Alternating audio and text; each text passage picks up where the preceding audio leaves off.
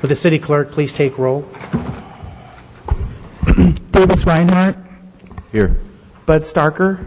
Present. Joyce J. Present. Christy Davis. Present. Mike Stites. Here. George Pond. Present. Joseph DeMott. Here. And Ms. Langworthy has informed us that she would be absent tonight. And I also wanted to tell you that the treasurer, Larry Schultz, he's at home still with some bronchitis going on, so he said he would watch us on the web tonight, and wish him well. Hope he gets well soon. Thank you. Is there a motion to approve the minutes of April 9th, 2012? So moved. I'll second that. We have a motion for approval. It was seconded by Councilmember Starker. Any changes to the minutes? Please poll the council. Did I get beeped?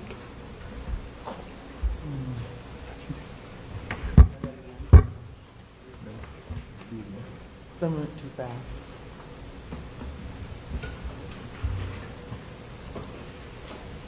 Motion carries 7-0. Thank you. We have a few presentations or proclamations and ceremonies tonight.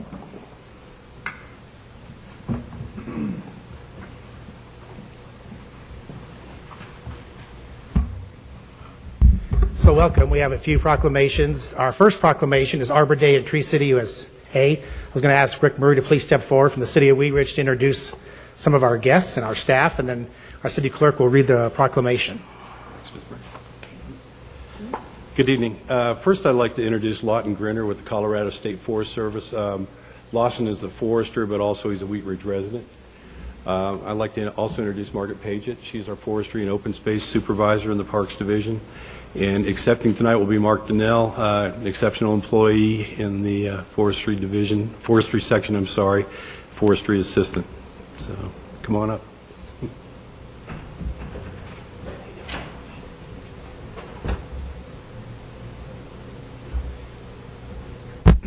Okay. This is a proclamation for Arbor Day in Tree City, USA, May 2nd, 2012. That's when this is declared, so we're reading it ahead of time, but it's for May 2nd. Whereas trees have always been regarded as an important asset to the citizens of the community of Wheat Ridge, providing one of the first business opportunities in the 1860s, and whereas trees continue to be respected as an important part of the quality of life to the citizens of the city of Wheat Ridge and visitors, enhancing property values and community spirit, and whereas our mature trees are suffering from the devastation of environmental stresses, including insect and disease, winter drought, and severe temperatures, and whereas citizens, businesses, elected officials, and staff continue to work together to maintain and provide for tree-covered streets, parks, and properties as part of a comprehensive community forest program, and whereas the City of Wheat Ridge has been awarded Tree City USA by the National Arbor Day Foundation, now therefore I, Jerry DiTullio, Mayor of the City of Wheat Ridge, do hereby declare Wednesday, May 2nd, 2012 as City of Wheat Ridge Arbor Day celebration, and encourage all citizens and businesses of Wheat Ridge to participate in this effort by planting a tree or shrub. Signed by Mayor DiTullio.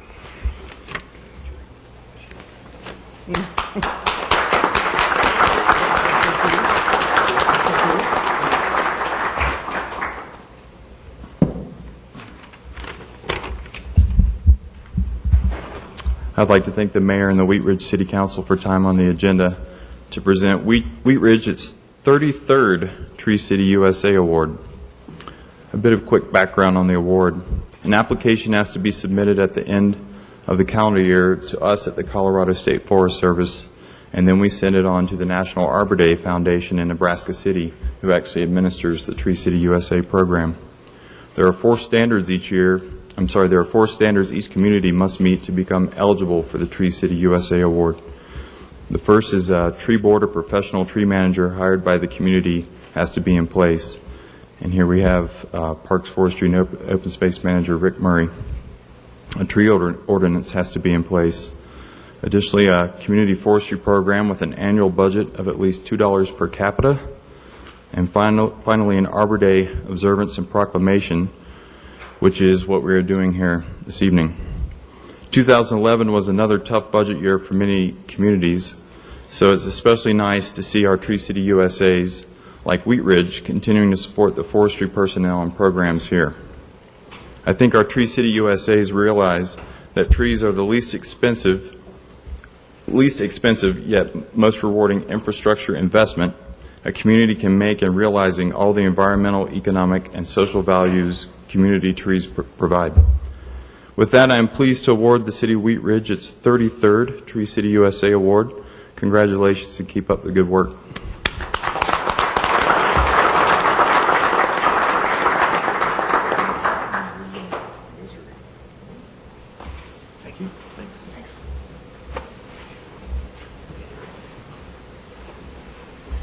Thank you. Our next proclamation is National Crime and Victims' Rights Week. We have some folks here, Dave Pickett and staff. Would you please step forward to accept the resolution and proclamation? Also, may you say a few words? Commander Lorenz and Jill Knorr, I believe. Jim Lorenz, Division Commander, representing Chief Dan Brennan, who's out of town this evening. And I'd like to introduce Detective Lieutenant Dave Pickett, and I'd also like to introduce Jill Norrie. She's with Victim Outreach Information. VOI is a nonprofit agency to assist victims of crime reported to police here in Wheat Ridge and other communities in Jefferson County.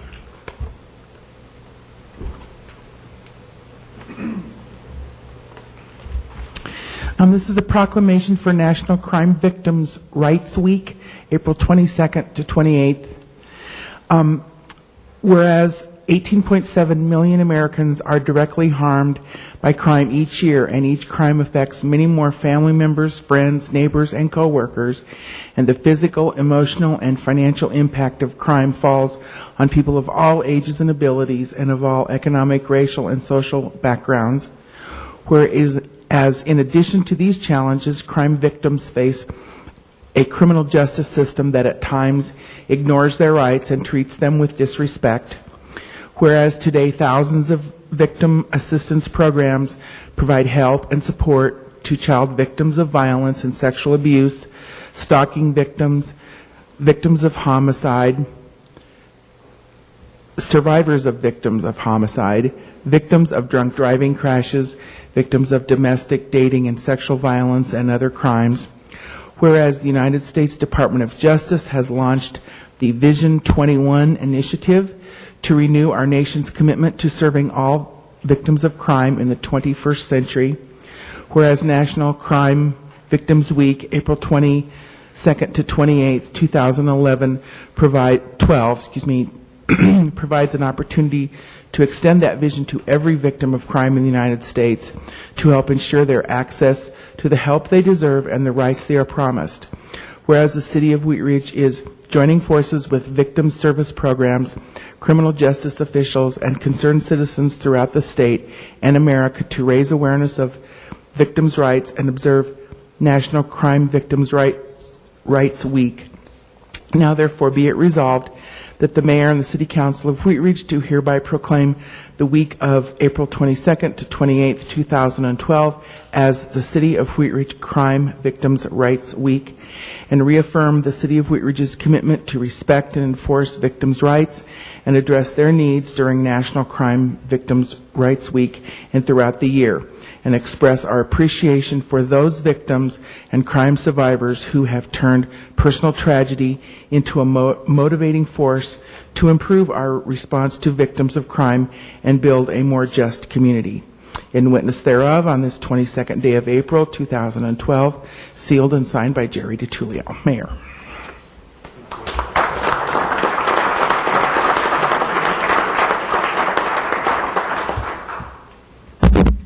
Hello, my name is Jill, and I'm a volunteer actually for VOI. I've been a volunteer for 3 years, and I just wanted to accept this on behalf of VOI and the victims that we've served. And last year we served over 1,300 victims in Wheat Ridge, and we couldn't really have done that without the support of the city and a police department that has a bunch of officers that really recognize the critical need to serve victims of crime and trauma. and we really appreciate that, and we appreciate you recognizing Crime Victims' Rights Week. Well,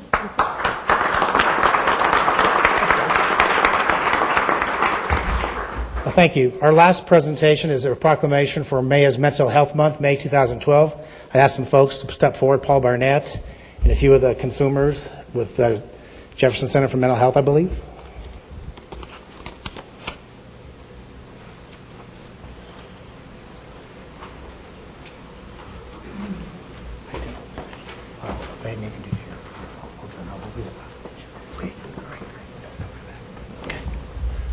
Thank you, Mayor DiTullio and Council. My name is Paul Barnett, and I'm the Vocational Services Manager with Jefferson Center for Mental Health. This is Shane and Chris, and they are members of Summit Center, which is our clubhouse program right here in Wheat Ridge. It's actually in the old Wheat Ridge Post Office at 38th and Pierce. Summit Center is celebrating its 21st anniversary this Saturday, actually. So I just want to say thank you very much on behalf of the board, staff, and clients of Jefferson Center for recognizing the importance of mental health in the community. Jefferson Center is the community mental health center for Jefferson, Gilpin, and Clear Creek counties. Last year we served a little more than 19,000 individuals in our area, and about 1 in 5 individuals in the U.S. experience some sort of significant mental illness. So, obviously it's an important issue, and Jefferson Center has been around for a little over 55 years. So thank you very much for your support and for recognizing this.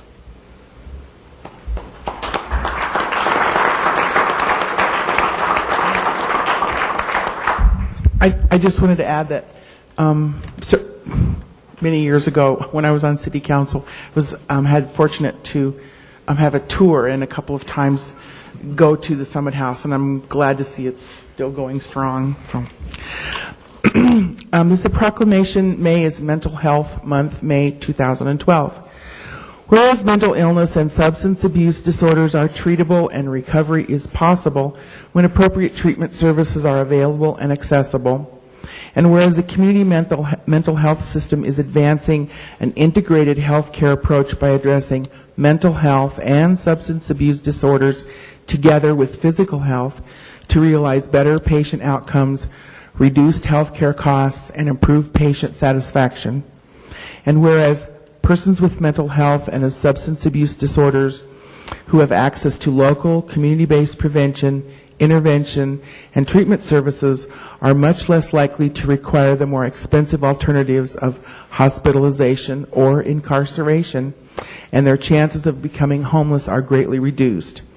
And whereas while families of soldiers serving abroad must cope with the absence of a spouse or loved one, and upon the return of that soldier with possible readjustment issues and post-traumatic stress disorder-related problems, there are currently no mental health services provided by the Department of Veterans Affairs to the families of veterans. And whereas the demand for mental health and substance abuse treatment has reached record levels in Colorado, now therefore the Mayor and City Council of Wheat Ridge do hereby proclaim May 2012 as Mental Health Month and call upon all citizens, government agencies, public and private institutions, businesses, and schools to recommit our communities and resources to increasing awareness and understanding of mental health, providing appropriate and accessible services for all citizens, and making mental health a priority. Sealed and signed by Mayor Jerry DiTullio.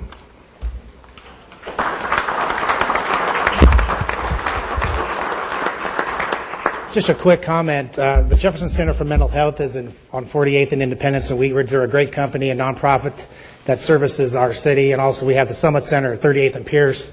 And I also teach special education at Wheat Ridge High School. Everybody thinks that mental health issues is the other family, the other guy, the other gal. But mental illness and mental health issues affect a lot of people in a lot of different ways. So I applaud this organization for taking care of business, working with a lot of consumers in the city.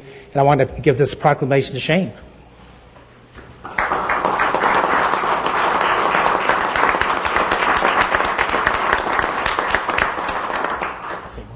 I just wanted to say I have some information packets for the council. Thank you very much. Thank you. So last but not least, we have Live Well Wheat Ridge. I'll ask Molly Hanson to step forward. We have an award for the city of Wheat Ridge. And Molly, I'll have you introduce all of your other compadres that are with you tonight, if you have anybody else. Thanks for coming as usual. Good to see you. Hi, my name is Molly Hanson. I'm the Live Well Wheat Ridge coordinator, and we are thrilled to present the National Public Health Week Award to the council and to city staff and to the mayor. We have two individuals who will be doing the presentation. We have Jody Irwin with Jefferson County Public Health, and we have a community member, Lynette Namba. Good evening. I'd like to thank the mayor and the members of the city council for this opportunity to recognize the city of Wheat Ridge for something that I know is very exciting for Jefferson County Public Health, for public health in general, and for me personally. Each year during National Public Health Week, Jefferson County Public Health presents Public Health Champion Awards to our partners in the community. And while these partners might not necessarily work in the field of public health, their contributions really make them leaders in public health. There's been a lot of focus over the last few years, or in recent years, on using community design to improve the health and activity in the community. And by supporting safe streets, bike trails, walking trails, enhancements to parks and recreation facilities, local governments play a very important role in healthy communities. I know over the last couple of years, the city of Wheat Ridge has had a lot of projects going on, made a lot of significant improvements, including a multi-use trail along Wadsworth from 26th to 32nd Avenue that will improve pedestrian and bicycle mobility and also access to Crown Hill Open Space Park. 30 new RTD bus shelters that will be constructed in some of the most highly used bus stops to support mass transit.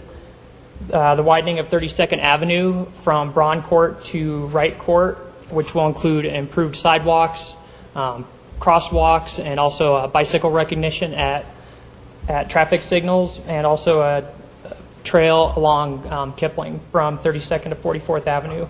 So all these efforts make you a leader in healthy community design, as well as a 2011 Jefferson County Public Health Champion.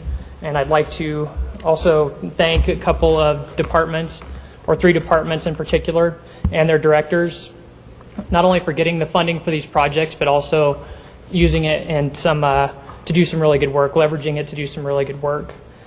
Tim Peranto, Director of Public Works, Joyce Manwaring, Director of Parks and Recreation, and Ken Johnstone, Director of Community Development. And I'll just go ahead and present the award. Thank you. Mayor, thank you. I see yours. Hi, my name is Lynette Namba. I'm a Breathe Easy Wheat Ridge Coalition member. I'm also a member of the Live Well Leadership Committee, and I've been a resident of Wheat Ridge for 2 years. I live at 2977 Reed Street. As a new mom and a person who loves to walk my dog and child around Wheat Ridge, I'd like to thank the City of Wheat Ridge for its impressive commitment to improving community-wide access to opportunities for active living. The new multi-use paths along sections of Kipling and Wadsworth provide residents and visitors with safe and convenient amenities for walking, jogging, biking, and skateboarding. The Wadsworth facility greatly improves access to the Crown Hill Open Space Park, and the Kipling enhancement, when fully completed, will provide better connectivity between notable destinations, including Wheat Ridge High School, Crown Hill, Discovery Park, the Rec Center, and the Clear Creek Greenbelt Trail. Discovery Park and the Dog Park are other wonderful additions to the community. The improvements scheduled to take place on 38th Avenue this summer are also very exciting. In tandem with new businesses moving onto the corridor and growing business vitality, the addition of pedestrian-friendly amenity zones and bike lanes will support active lifestyles and help create the vibrant downtown Main Street environment envisioned in the corridor plan. In closing, we recommend and commend Wheat Ridge community members, business owners, planning commissioners, city council members, and other local leaders in their continued efforts to make Wheat Ridge an exciting and inviting place to live actively, work, play, and invest.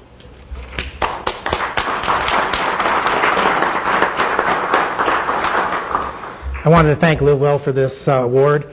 Every time the city of Wheat Ridge builds a trail, or builds a park, or puts a dog park in, or has a bike path, or Discovery Park, for example, or a new business comes up like MCPN, we hear the comments, well, those don't generate sales tax revenue. You're really not going to benefit as a city to have those types of amenities in the city of Wheat Ridge. Well, my counter is, well, those spots may not generate retail sales tax revenue, but the people who use them do. And the goal is to have Wheat Ridge to be a destination city, not a pass-through city like other cities. We want people to come to Wheat Ridge, enjoy our parks and recreation and our programs, and then also shop at Wheat Ridge. They'll stop and buy lunch or stop and buy gas or something in our fine community. So the goal is to have as many amenities and many different types of events and functions and projects in the city of Wheat Ridge that benefits consumers who want to shop here and possibly live here for a while. So thank you.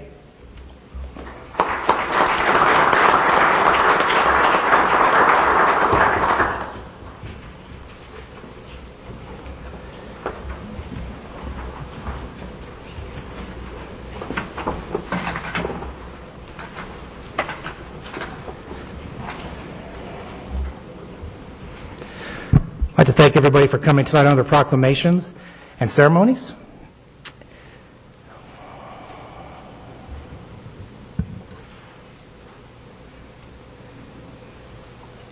The next item on the agenda is Citizens' Right to Speak. Citizens' Right to Speak is reserved for members of the public who wish to speak on any item that is not on the agenda. Speakers are allowed 3 minutes. Others may donate their time to the speaker at the podium for a total of 9 minutes.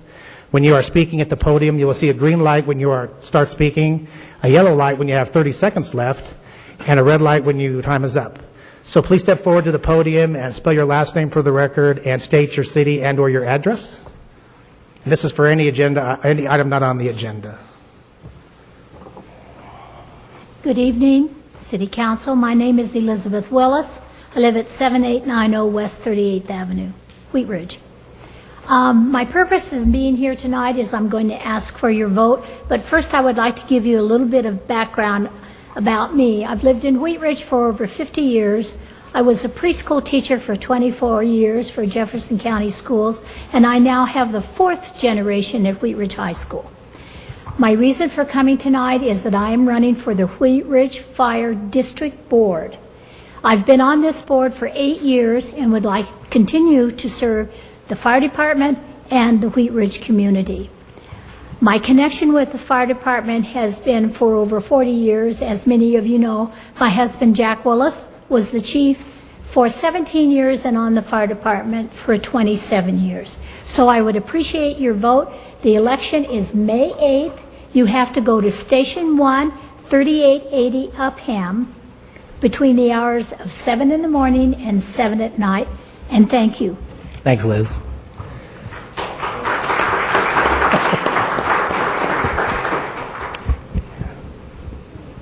Please step forward on any item not on the agenda. Thank you. Good evening. I'm Joseph Giordano. It's Giordano, 6915 West 35th Avenue, Wheat Ridge.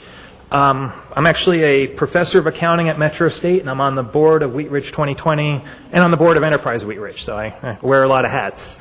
One of the reasons why I wanted to come to talk to you guys, moved here about 1.5 years ago, from Denver, and I've just never seen a community that is this wonderful.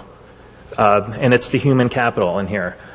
Good people that have lived here for generations, come over with the Mayflower, just wonderful, strong people, amazing community. Out in the world, when I'm out there, I run into people constantly that say they're from Wheat Ridge, meaning they don't live in Wheat Ridge anymore. And that's always kind of bothered me. They speak very highly of Wheat Ridge, love it, proud of it, but they're not here. And this got me to thinking, why can't we bring our children home? Why are they there and not here? Started asking some questions, and it boils down to really 2 major categories, both of which we're all working on.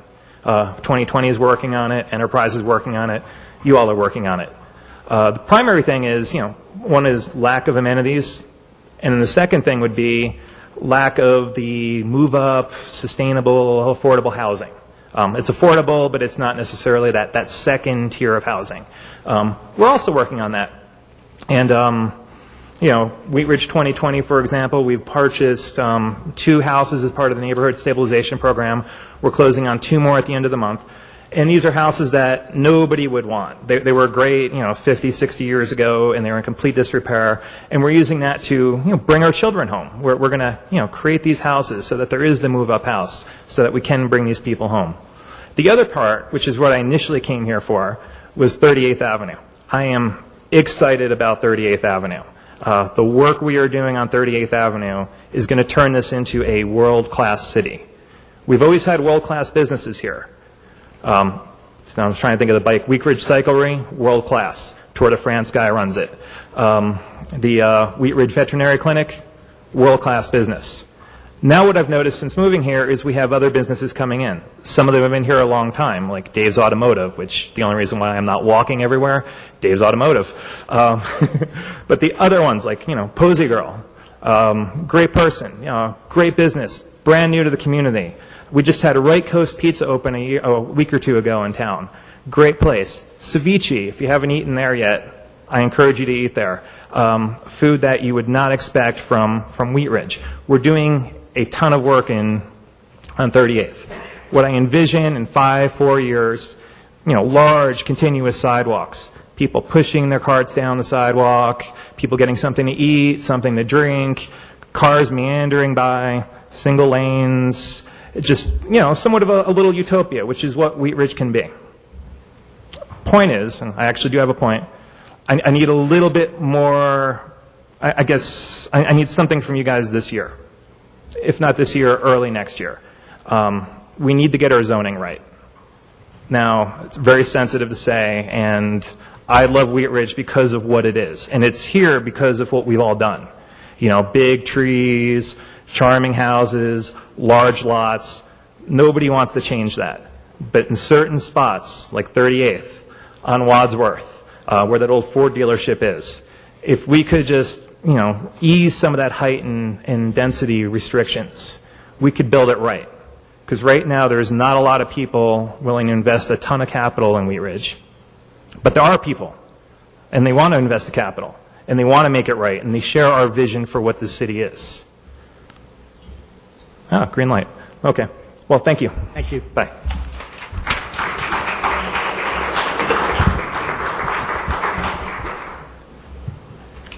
Good evening. My name is Britta Fisher, Fisher. I'm the Executive Director of Wheat Ridge 2020 and also a resident of District 1. I have just a couple quick updates for the citizens as well as for the council and our elected officials. One, many of you already got invites. We have several focus groups going on Tuesday and Wednesday for 38th Avenue. We hope that our elected officials will join us on Wednesday night.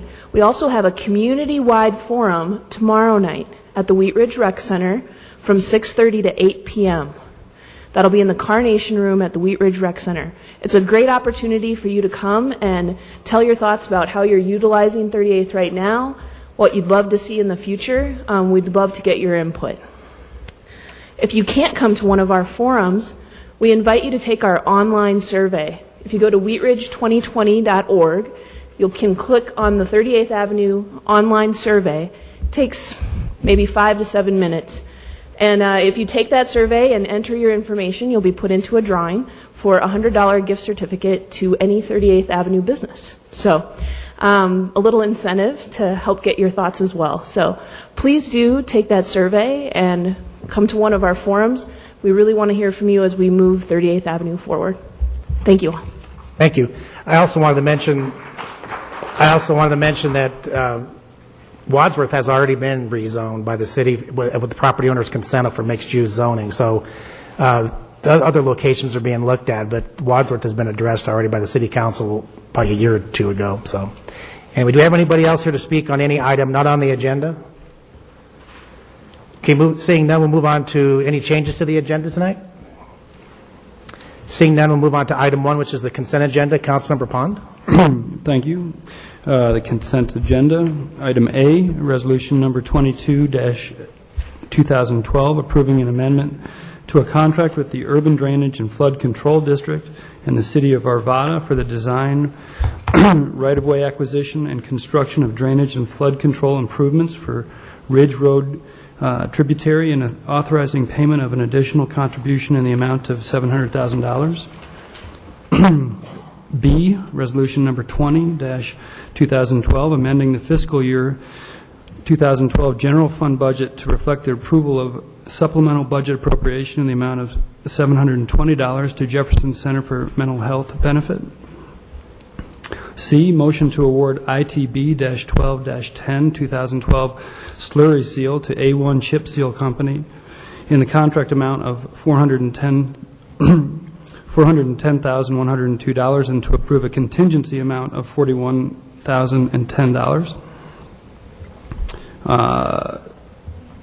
D, motion to approve award of ITB 12-1 overlay resurfacing project to Martin Marietta Materials, Westminster, Colorado, in the contract amount of $1,263,358.10, and to approve a contingency amount of $126,336.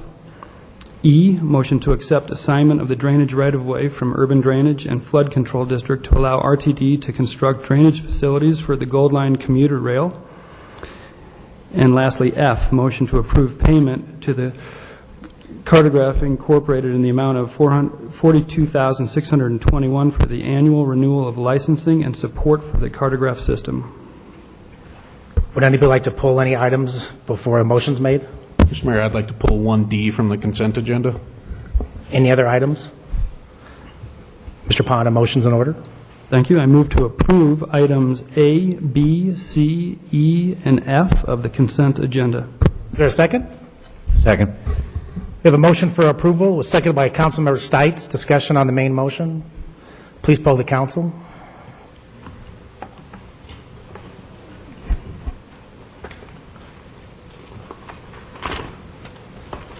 Mrs. J.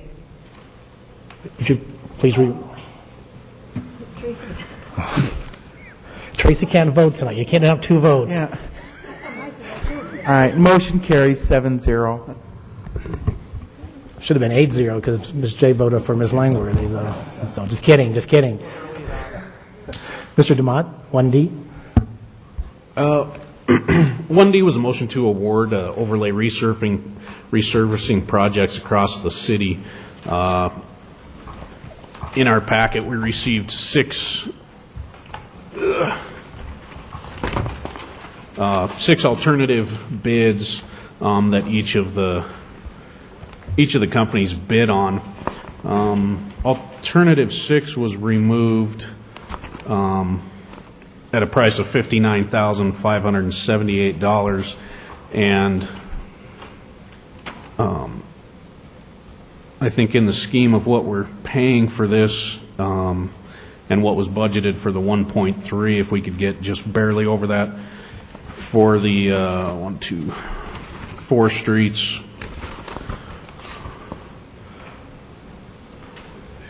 5 streets really that are in there. $59,000 is just a small percentage of that bid, and I would like to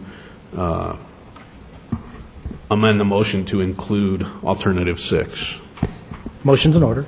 I move to award ITB 1201 2012 overlay project base bid and bid alternates 1 through 6 to Martin Marietta Materials, Westminster, Colorado, in the amount of $1,322,936.10, with a contingency amount of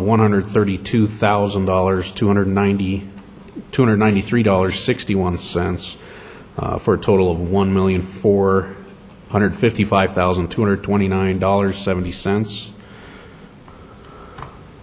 Is there a second? I'll second. Mr. Goff, did you want a further budget amendment mentioned in the motion? Yeah, I was just talking to the attorney, and our charter requires that budget amendments are done by resolution, so we just have to include a resolution number in this motion. Okay. Do we have the next number? If we don't, that's fine. We don't have that available tonight. It's in the office somewhere. That's fine. We just add to the motion that the approval is by resolution, number to be assigned by the city clerk. Is that okay with the motion maker? Yes. Mr. Starker? Yes. So we have an additional comment saying we're going to amend by resolution to be assigned later, number to be assigned later. A discussion on the main motion as amended? Mr. I'd just like to ask the city manager if he's aware of any new or pressing budgetary constraints that would make it unreasonable to move forward with these additional expenditures? Tough question. There's tons of budget constraints, but I think as Mr. DeMott said, this is a small portion of the total project amount. If the City Council chooses, we could take it from the reserves. Thank you. And Mr. Goff, are you going to take it from the general reserve or from the capital reserve? We'd have to look at both, and if there's available capital reserves, we'd take it from capital, but if not, it'd have to come from general. Okay. Any other comments? So the main motion, as read, was amended with some numbers and also with adding the resolution to amend the budget to be assigned a numeric value later on the budget, on the resolution. Any other comments or questions on the main motion? Yeah. Ms. Jay? As I recall, Mr. Perano said that there was not enough funds in the capital reserve budget. Is that correct? No, I said that I haven't looked at that to see Okay. if there's any additional monies in the capital reserve budget. Okay. Any other comments or questions? Please poll the council on the main motion as amended.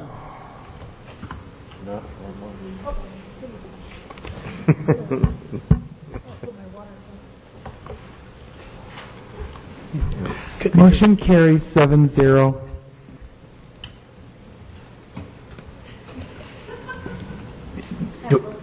Is it the ghost of Mrs. Langworthy voting? Anyway, why don't we clear the board and just vote one more time regularly? Please vote on your own.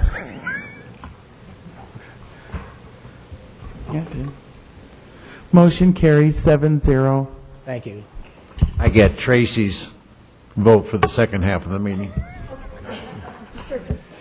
I think she's performing excellently tonight, don't you? I mean, I think respect the thought and resources that have gone into those votes.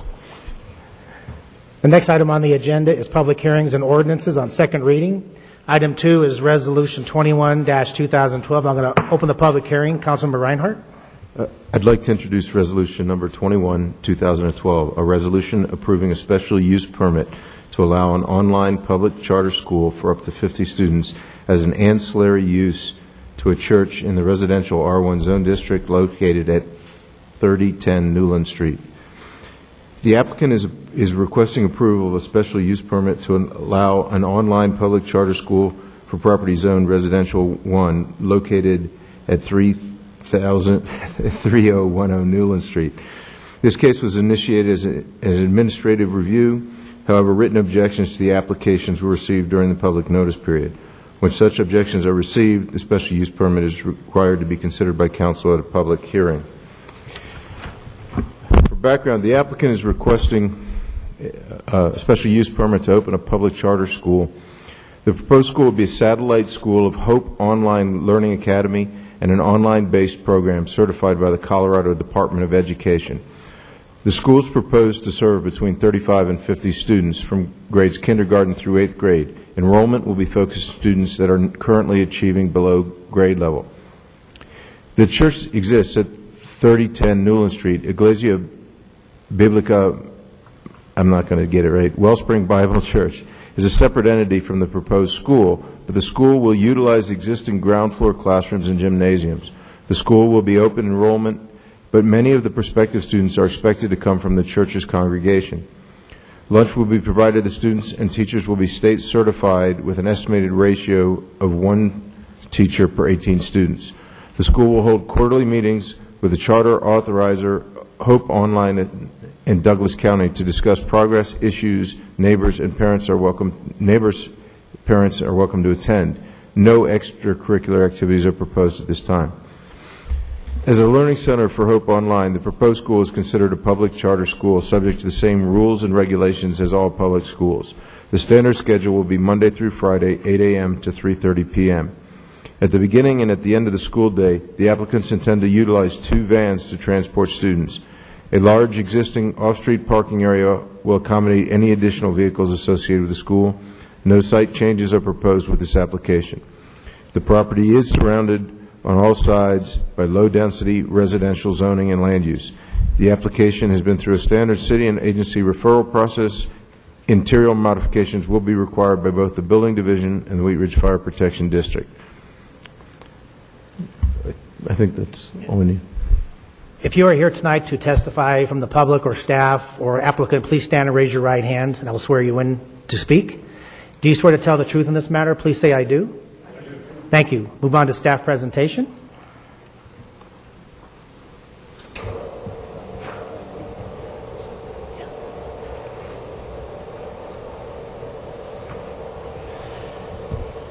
Thank you, Mr. Mayor, members of council. For the record, Meredith Reckert, Wheat Ridge Community Development Department, and thank you for the introduction, Mr. Reinhardt. I don't have much else to say, but I'll go ahead and do my thing. Case number SCP-12-01 is a request for approval of a special use permit to allow an online public charter school. Property is zoned R1, located at 3010 Newland. I'd like to enter into the record the case file and zoning ordinance. And I also have one additional packet for council. These are additional written comments that came in subsequent to the staff report being prepared and distributed. So if you can take one and pass it down. Ms. Reckert, is it Yes. 3110 or 3101? 3101. Okay. Sorry. So it is 3010? Okay. So I've got a mistake on my screen. I apologize. Okay, thank you. Just want to clarify. While you're passing that down, I'll go ahead and establish jurisdiction. All notification and posting requirements have been met. Therefore, council does have jurisdiction to make a decision in this matter. Again, this is a request for a proposal of to open a public charter school as ancillary to an existing church at 3010 Newland Street. Zoning on the property is R1. The R1 zone district is primarily a single-family type of zone district that allows single-family residential development. Churches, public, and private schools are all a special use in that R1 zone district. So before I get into the nuts and bolts of the case, I would like to read something from the Zoning and Development Code that defines the purpose of a special use. Special uses are discretionary uses which, if properly designed, developed, and operated and maintained, may be approved for any specific location where the special use is allowed. The primary issues to be addressed are those related to justification of need and special design and operational characteristics which mitigate potential detrimental impacts of a special use on surrounding land uses, the street system, or public services or facilities. In order to protect the public interest, a special use may be approved with conditions, or denied. Again, this request started out as an administrative approval, but because during the noticing period we did get objections sent in, we scheduled it for City Council, which is our normal protocol. So this is an aerial photo of the subject site. You can see it is outlined in red. Newland Street runs along its western perimeter with 30th Avenue on the south. Again, it is zoned single family, and it's surrounded primarily with a fairly cohesive residential neighborhood with primarily single and two-family homes. There's a variety of zonings in this area, including R2, R1A, R1, and R1C.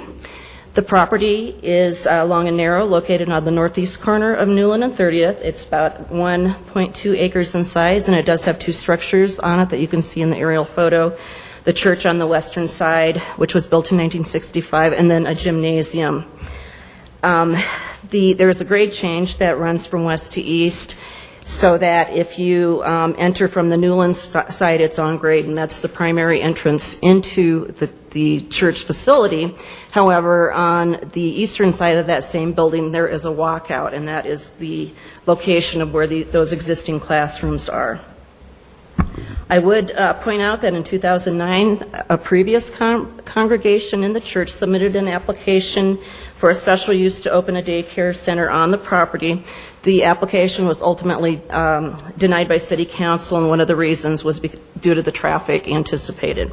So just quickly moving through some slides. This is looking north on Newland. The church is off on the right-hand side of the image. This is the front of the property with the main entrance. This is looking east on 30th Avenue.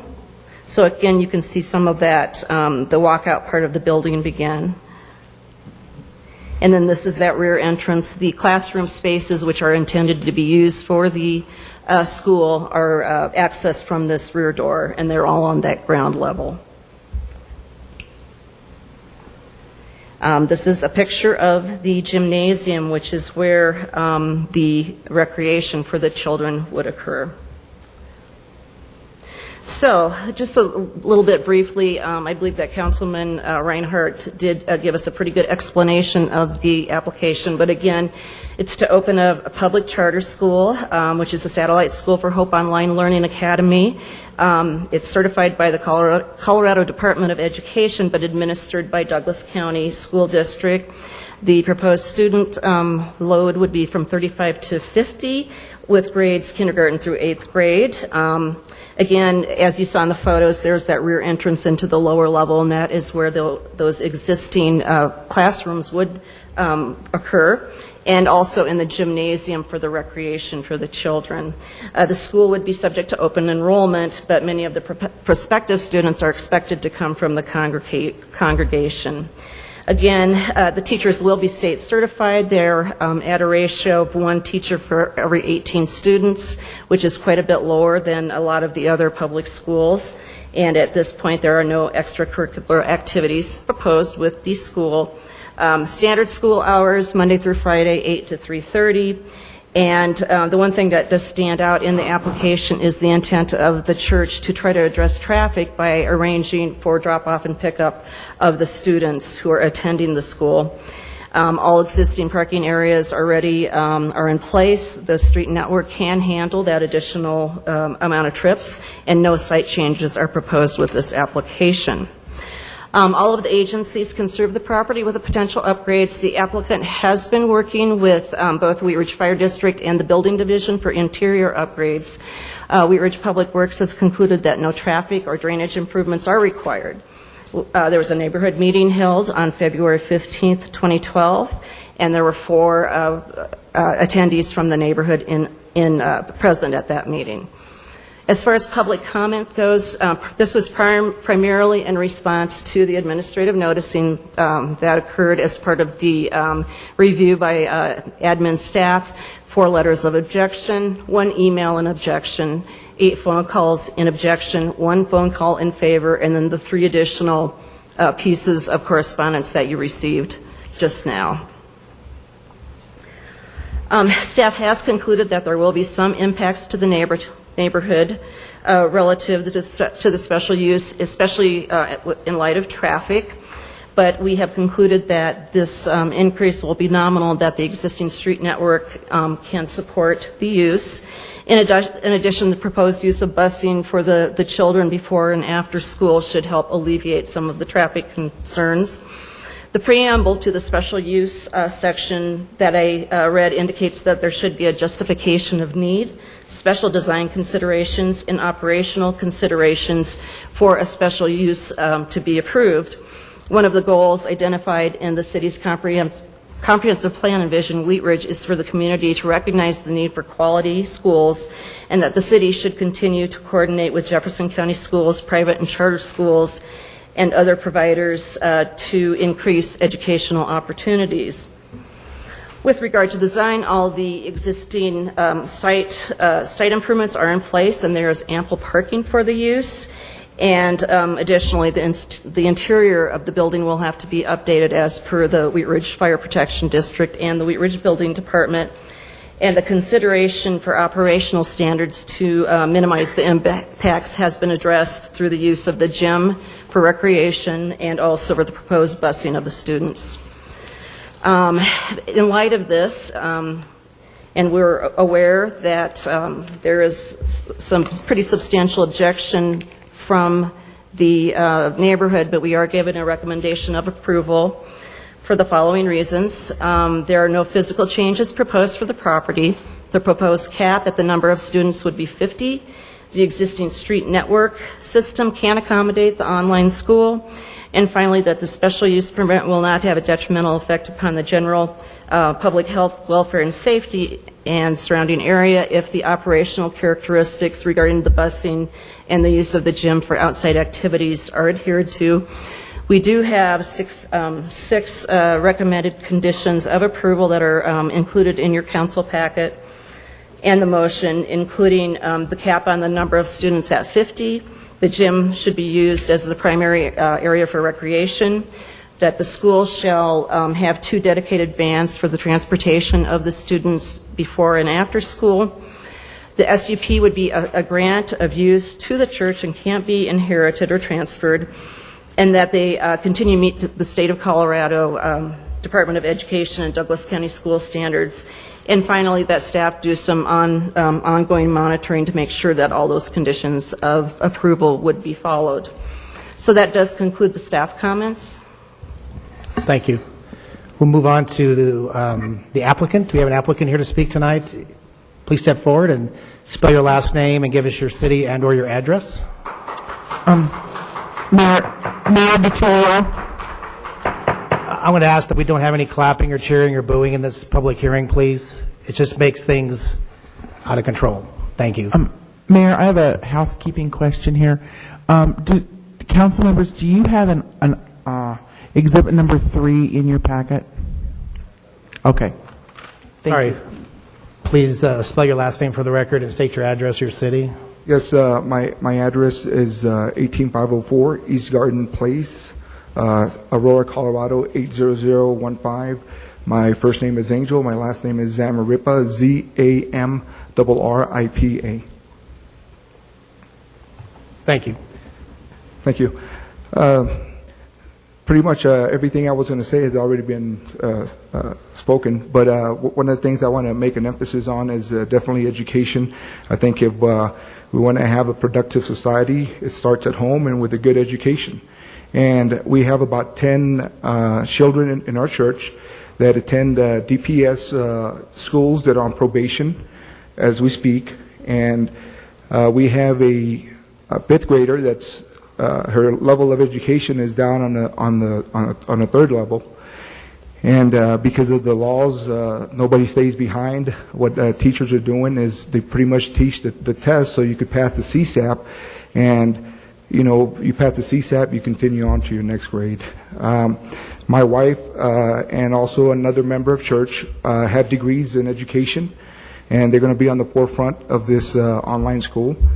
And the curriculum is, the authorizer is Douglas County School District, and they pretty much provide the curriculum, and everything has to be up to the state standards. And a lot of people that have been at risk academically have done a lot better with Hope Online because of it's more of a one-on-one basis of education, which is more productive. Right now, I'm not too sure about Jefferson, but I know that Cherry Creek School District has 32 students per 1 teacher. We're going to have pretty much half of what the Cherry Creek School Districts have. I'm a member of the church, and it's Iglesia Bíblica Manantial, but in English it's Wellspring Bible Church. We've been in contact with the building department and also with the fire department, and we're willing to do whatever we have to do to make this happen. I know the previous problem with the transportation, and I think with providing a couple of vans, we're going to be able to bus people, and a lot of people, I would say about half or close to half of the students will be coming from the church, and most of our church members have 3 to 5 kids, so it's not going to create a lot of traffic. Also, one of the things that I want to bring up is I think it's a shame in society that we live today that, we got people that are actually opposing. I know this is a free country and you have a right to do that, but when you drive down Wadsworth, you drive down Sheridan, you drive around the neighborhood, you see a lot of bars, you see a lot of liquor stores, you see a lot of marijuana dispensaries, and I guarantee you that all these organizations and businesses did not have to go through all the hoops that we're going through, A little bit about myself. I'm a first-generation American of Mexican descent. I had a wonderful counselor in high school that pushed me forward. I started college when I was in the 10th grade. I had an associate degree at the same time that I got my high school diploma. I went on to the Spartan School of Aeronautics in Tulsa, Oklahoma, and I did 2 years of education there. And I was a migrant worker, and my dad pushed us and pushed us and pushed us to get a quality education. I've been gainfully employed for 24 years at United Airlines. After I got hired at United, I went on and did 2 more years of college at the Community College of San Mateo. And I'm a firm believer that if you want to have a better society and productive citizens, it's got to start at home and with a good quality education. And that's all I have. Thank you. Thank you. So we're going to go on to public comment. I would ask that, like I said earlier, please no booing, cheering, clapping. Let's keep it professional. Council has to make a decision tonight, one way or the other. So please step forward for public comment to the podium and give us your last name, spell your last name, and your city and or your address. Thank you. And please address your comments to the city council. Thank you. Yes, good evening. My name is Jane Jones, Jones. I live at 6417 West 29th, which puts my property, also have the vacant half acre that is on 30th. So I'm directly opposite, a small angle to where the proposal has been occurring.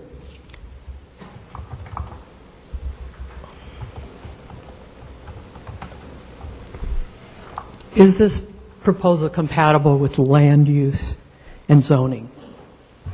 In my mind, it is absolutely not.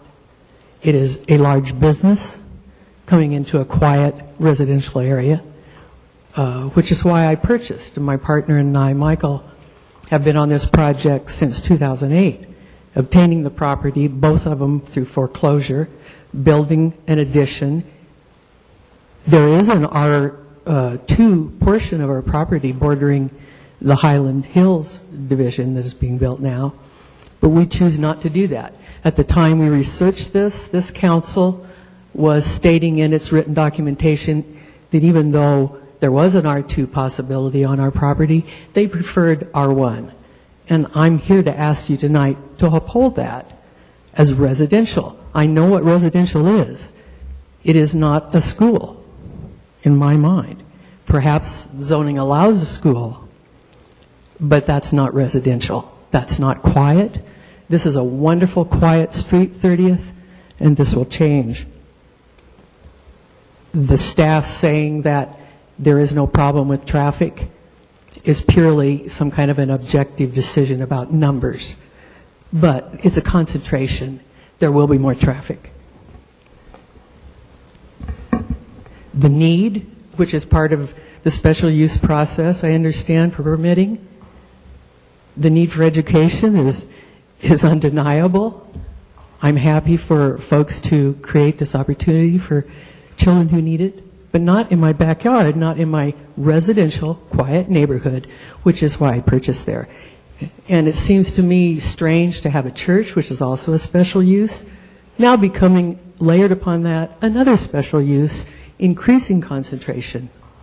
The need is not an issue for me. The concentration, the traffic, the quality of the neighborhood. So the impact on my street will be devastating because it will be an increase. Right now, there's almost nothing happening on 30th Avenue. That's the way those of us in that residence area would like it to be. There's no way that this project can enhance the neighborhood. It might enhance someone else who comes to that church, their educational opportunities for their children, and I would hope that they would have this school opportunity made not in this residential area.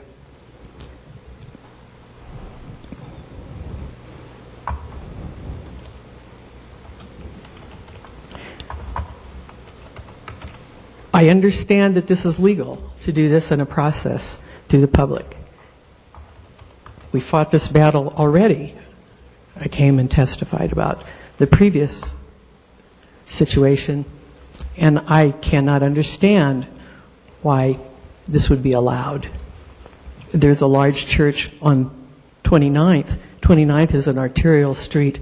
That's a wonderful place, that type of situation. Of course, it's true that the requirements here are very stringent as compared to building on an arterial like Wadsworth or Sheridan if you want to put a business there. That's because it's a residential area. It's not a school area. And I'd appreciate you thinking about that as you look at the other issues that you're dealing with on this subject. Thank you.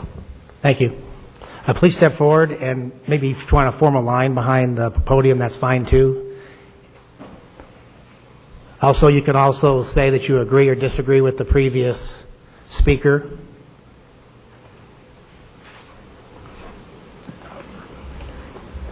Please spell your last name for the record and... Being followed. I'm Michael Corey, C-O-R-Y, 6417 West 29th Avenue. I'm with Jane. As previously mentioned, this council turned down a request in 2009 at the same location for a similar venture. And I think the reasoning there, I supported that decision, and I think the reasons now are very similar. Now, this talk about having 2 vans to transport 35 people doesn't sound very plausible to me. This street has very little traffic, hardly any traffic, and I'm sure that in addition to the students, we'll have faculty and janitors and lunch workers and visitors and all the things that go together with a school. I don't find the property particularly conducive for a school. It has no sidewalks, no amenities. They talk about indoor recreation in a gym. That doesn't sound attractive to me. In addition, I lack enthusiasm for a business enterprise taking advantage of a tax-free, tax-exempt organization to avoid paying for essential community services, which is what this would appear to be to me. Thank you. Thank you. Please spell your last name for the record. L-U-T-R-E-Y. Michael Lutre at 6625 West 31st Avenue. I totally agree with the 2 people who spoke in front of me. I moved into this neighborhood for the simple reason that it was residential. It's a quiet neighborhood, very little traffic.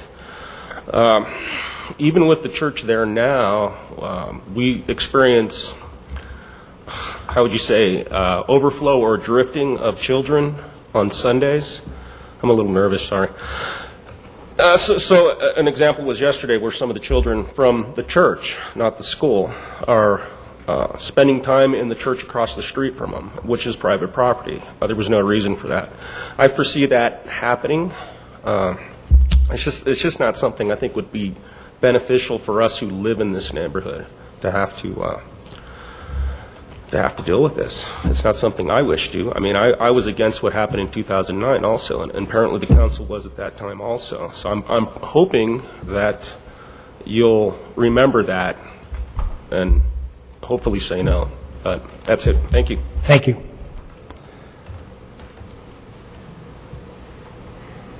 Hi, my name is Erica Harvey, last name Harvey.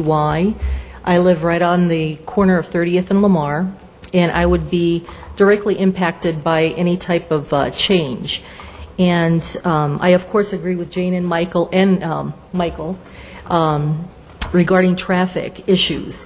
I already see speeding just with the traffic that is there now for Sundays or, some of the events they have at night.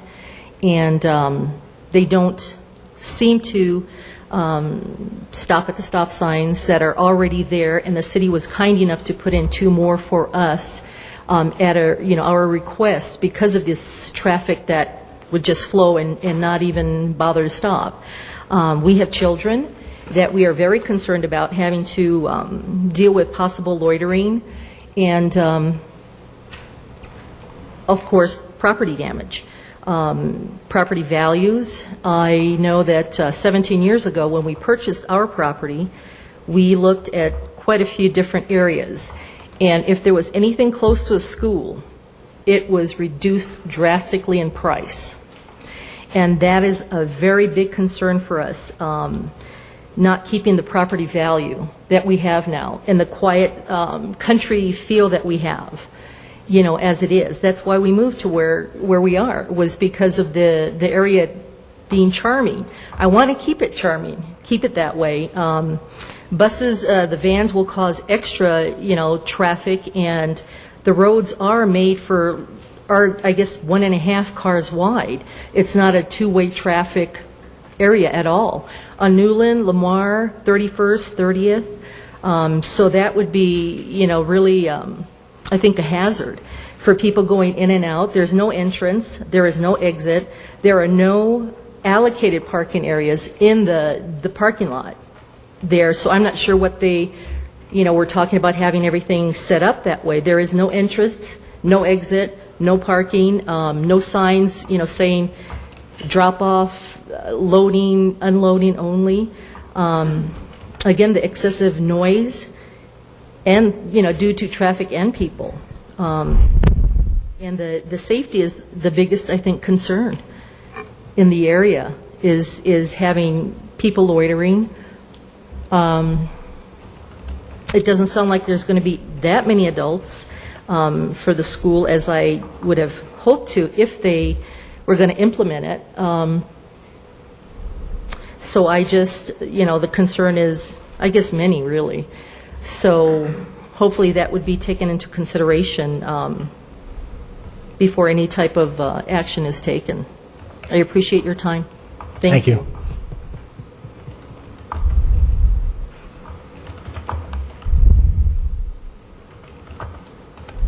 I'm Noah Kaufman, Kaufman. I live at 6550 West 30th Avenue. That puts me directly across the street on 30th from basically where you see 3010 shown on the screen. I agree basically with what everyone else before me has said. While I appreciate what the congregation is trying to do, it's just not a good fit for the neighborhood. It wasn't in 2009. It still isn't today. Thanks. Thank you. I'm Kay Vinson. I live at 2995 Newland, and it's Vincent. And I guess I'm in the minority because I think what they're doing is quite admirable. I don't see it as a problem. There was a school at the church on 29th in Newland, and I don't remember anybody ever asking for neighbors to input at all in it, and it didn't seem to be any problem. I'm right next to Stites Park. I know that school used the park, and there wasn't an issue. I just don't have anything else to say, but I support what they're doing. Thank you. Thank you.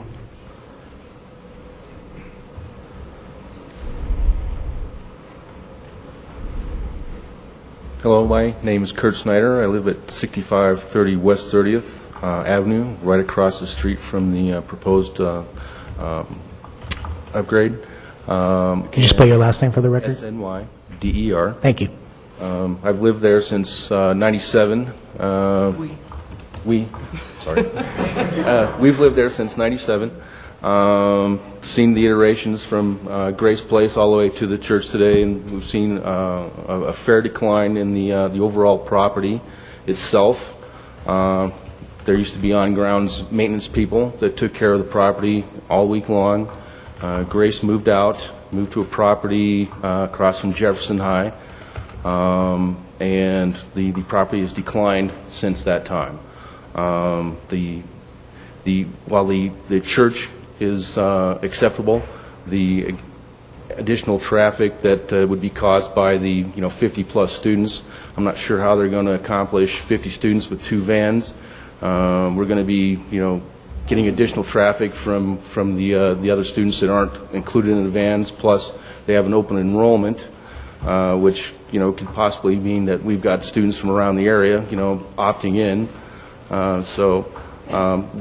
We've had numerous problems with walk-in folks, drive-in folks. I've had to put up barriers between myself and the church across the street. I've had people drive across my lawn, causing me to incur expenses for my irrigation system on my lawn. I've had to ask children to please remove themselves from my trees and incur damage to those trees that I've had to make repairs to. And I guess I agree with the folks that are saying that the proposal would be detriment to the neighborhood. That's all I have to say. Thank you. Of course, I agree with my husband. The traffic in the area is already too much on Sundays, sometimes on Saturdays, sometimes during the week. We've had a lot of changes in our neighborhood. We're finally getting to the point where it is more quiet, at least in our cul-de-sac. We live right at the entrance to the cul-de-sac. And we've had a lot of improvement in our neighborhood. We're very happy about that. We've had 2 homes that have been remodeled, new neighbors, nice neighbors, and we just would like to keep it that way. We did have a house in the cul-de-sac that was a problem for many years and endured noise, traffic, and there's just no place on the street for buses to back up, people to drive, people to walk. We had a speaker earlier who was from the Wellness Center, and she had spoken about how nice it is to walk in the quiet streets. It's not going to be like that. There's just going to be too much traffic in the evening. Could you spell your last name or give us your first name and your last name? Tammy? Tammy Snyder, Snyder. Thank you. Thank you.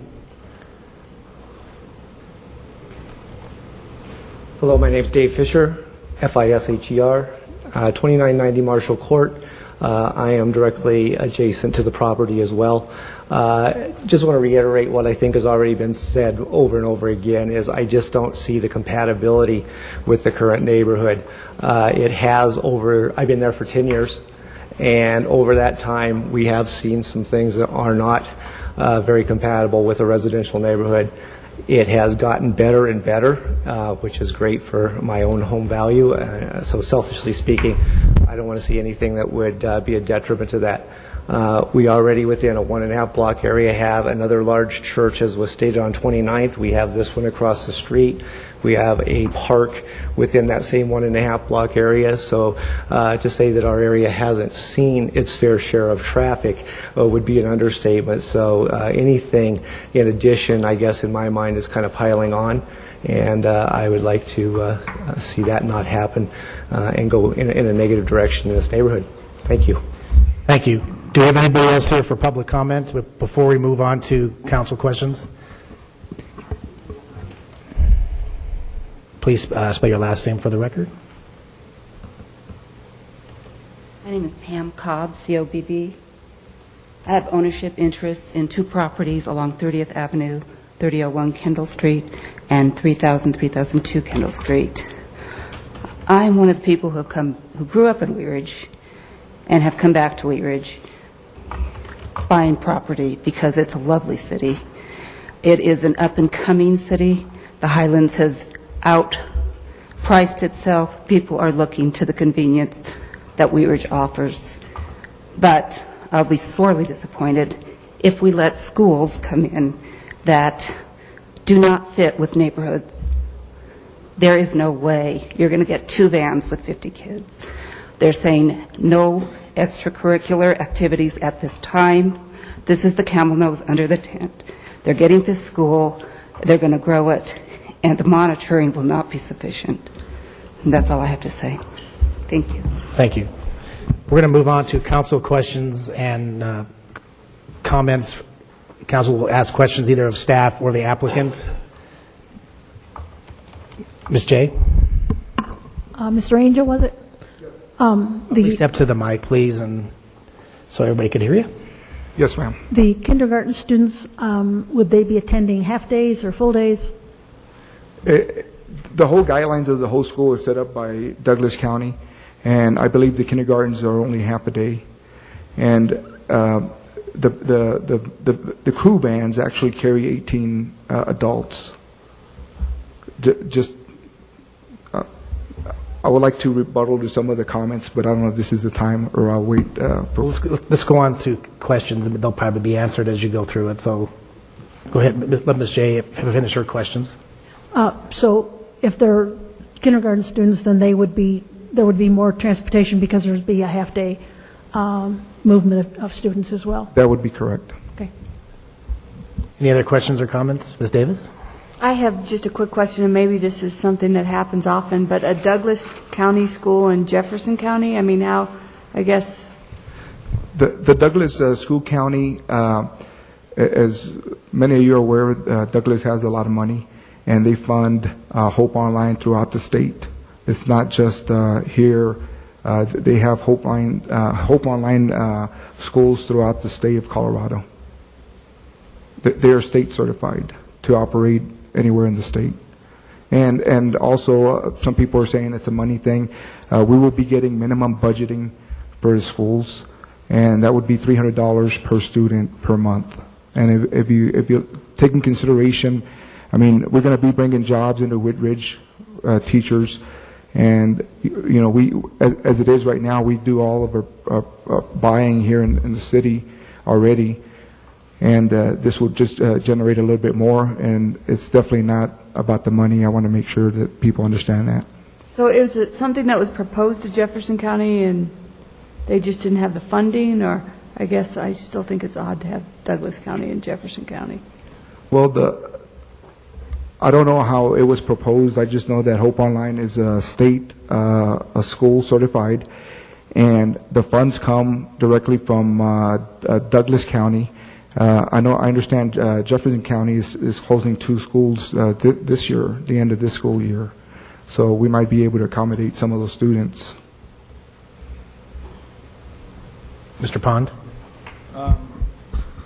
Just a follow-up question to that. There was a comment about staffing and other employees. First question would be, so the employees of the Hope Online who will be on site are employees of Douglas County, is that correct? No, they will be employees of our charter school.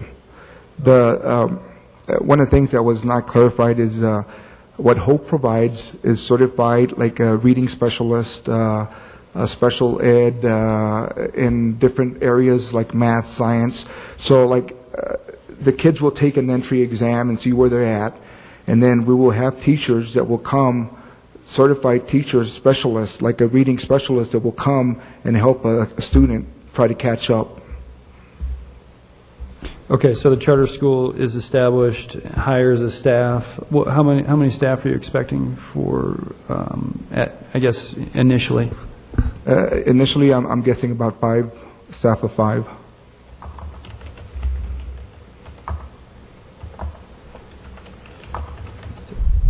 Any other questions, Mr. Stites? Well, not necessarily a question, but I was on the last council. And even though projects are different or whatever, but we turned it down last time because you got to remember that is absolutely right smack in the middle of a residential neighborhood. And we turned it down last time. They wanted, I believe it was daycare, and I can't remember what all it was. We turned it down because of 1, traffic, 2, noise. We didn't think it was fair to the neighbors to, have to put up with that since they had been there before the church and the school. So that was just a little history of why we did that. Turned down the last project. Mr. Starker? I had a question for Ms. Record. Thank you. Ms. Record, in the material that we got in section 26114, and quoting, it says the primary issues to be addressed are those related to justification of need. Can you articulate for me the justification of need for this project? I think depending on the application, it could be several different things. For example, it might be a personal need for the request that would benefit that particular person. In my mind, I think it's almost more of a social need to have additional education opportunities and resources for folks. Thank you. Mr. Reinhardt? I'd like to start with a question for Mr. Paronto. I wasn't actually on the council at that time, but if memory serves, I might have been on Planning Commission when the last one came through. My recollection is that it had a significantly higher traffic load than this proposal. Can you speak to that? How's my memory? The proposal that we looked at a few years ago had more traffic. The student load was heavier, and there was going to be a lot of individual drop-off and pickup at that location. This particular application is not as intense as the daycare. Thank you. I'm sorry, I still can't pronounce your last name. Zamaripa? Thank you. I have a couple of things I'm curious about. One of the ones that stuck with me a little bit was the idea that the children's only recreational times would be inside the building. Didn't strike me as particularly pragmatic. So I was hoping maybe you could lay out how their school day is going to work in a fashion that I can understand how they spend their time, so to speak. It's pretty much the same regular schedule as school, and I do have the schedule, but it's pretty much the regular schedule of a regular school. Recreational is not required, but a lunch period is required by the state. But don't most schools have physical education or outside use of facilities and that sort of thing? Wouldn't it be unusual to not have something like that? Well, we do have a gym, and it's a pretty good sized gym. We play in there soccer and basketball, and I mean you could do a lot with it. I mean we're talking about 50 at the most 50 students. And not everyone's going to go to recess at the same time, so you're talking about maybe 10, 15 people tops. So a gym for 10 or 15 people, I think that's plenty big. Okay, thank you. The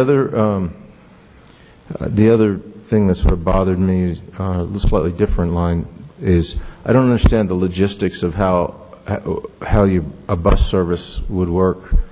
Do you anticipate all your students from a relatively close proximity? Are you going to their houses, or is there a collection point, or how do you get down to the bus? What's the logistics of your bus system? Well, about half of the people will be coming from church, and I would say they live within a 5-mile radius of where the church is at currently. And like we have 3 families that live in the same block, and they each have 3 to 5 kids.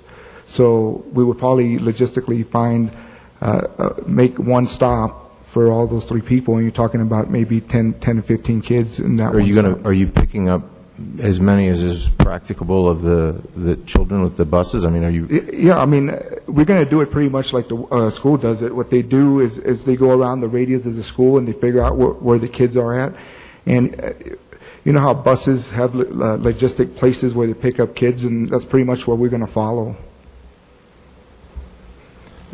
Okay. I mean, we're not going to be making a stop at every house, if that's what you're getting to. Well, I mean, ultimately, I'm not a. The question really is it going to be like a daycare situation where there's car after car after car, or are these buses really handling the bulk of it? Or, how many traffic? How much of an imposition is this really in terms of traffic count? And I'm struggling a little bit with the answer to that. That's all. Okay. Well, like one of the prerequisites for this proposal was to have 2 vans to shuttle people. Our pastor also has a van, and there's other people that have other vans. As far as how many trips, I'm assuming maybe 4 trips in the morning and maybe 4 trips on the afternoon. So a total of 8 trips in one day. Okay. Thank you. That's all I have for the second. I'm not sure I'm done. Did I answer your question, sir? Yeah, you did. I think so. Yes, thank you. Any other questions or comments from council before I allow the applicant to address some of the comments that were made? You want to go ahead and make a few comments? Yes. We were required to go to the vicinity of 150 homes around the church, and we did that on February 11th. And we probably, out of the 150, we were lucky if we even got to half of that, half of the homes, because a lot of people, you see a couple people knocking on your doors and you're thinking it's a salesman, so they didn't come to the door. But we do have 40 signatures of the radius that was given to us, 150 homes around. We have 40 signatures of people that are behind the school that are in agreement with having a school in the church. Did you want to give that to the clerk, please? Yeah. City clerk.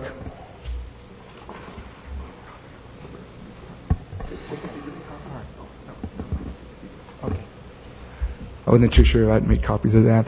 Also, there is a Spanish church a block away from us, Healing Waters, And they had a school that also was part of the Hope Online, and they only did it for 1 year because they only had 13 students. They didn't have the numbers that were required. 13 students is hard to operate and pay bills with 13 students. So a lot of the traffic that they've been talking about comes through Newland Street. Now, there is no stop signs on Newland. I know somebody was saying that there's people run the stop signs and stuff, and there is a stop on 29th, and I can guarantee you that the people that come to our church obey that sign. I've never seen people speeding out of there. Like some people, there was a comment made that somebody drove a car into somebody's yard. If that is the case, I think we have insurance. Our church has insurance. Go ahead and file a report, and we'll be more than willing to pay. If it was true, I've never heard of that.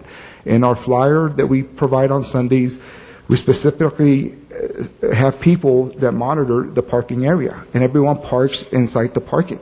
Now, if somebody else is parking across the street, I mean, there is another church there, but we do monitor that, and we do keep track, and we make sure that people park within the parking lot of the church. The church could accommodate probably 40 to 50 cars, no problem.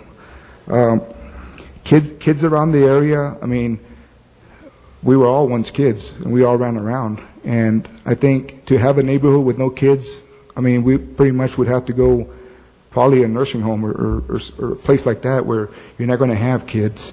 And our kids, one of the things that we have people, deacons, that actually ushers that make sure that our kids stay within the grounds, because there was a complaint that behind the church there was a swing set. We pulled that swing set because people were complaining of the noise. That swing set is gone. So there is no swing set on the back of the church. Some people were saying that the church has been deteriorated. We've been there for 12 years. It was two congregations. It was an Anglo congregation, which is Wellspring Bible Church, the Anglo, and the Hispanic. And any of you could feel free to come by, and you're going to see that, I mean, our church it was painted last year, and you're welcome to come inside and see our church has been maintained. I mean, to make comments that the church has fallen down and stuff, I mean, we've had a new roof installed like 2-3 years ago. And I think the church is in good shape for considering it was built, almost 50 years ago. So somebody make that comment. I covered the funding already. We're getting minimum funding. We're not doing it for money. We're doing it for the love of the children, and we want the children to have an opportunity to a decent education, just like most of us did,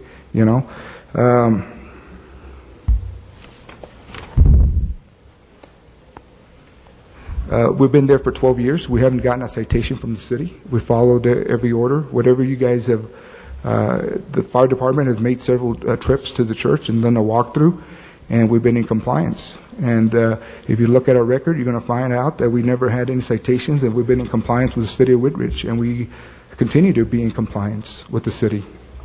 Thank you. Thank you. Before I close the public hearing, do we have any more comments from council or staff? Mr. Bond? For Meredith.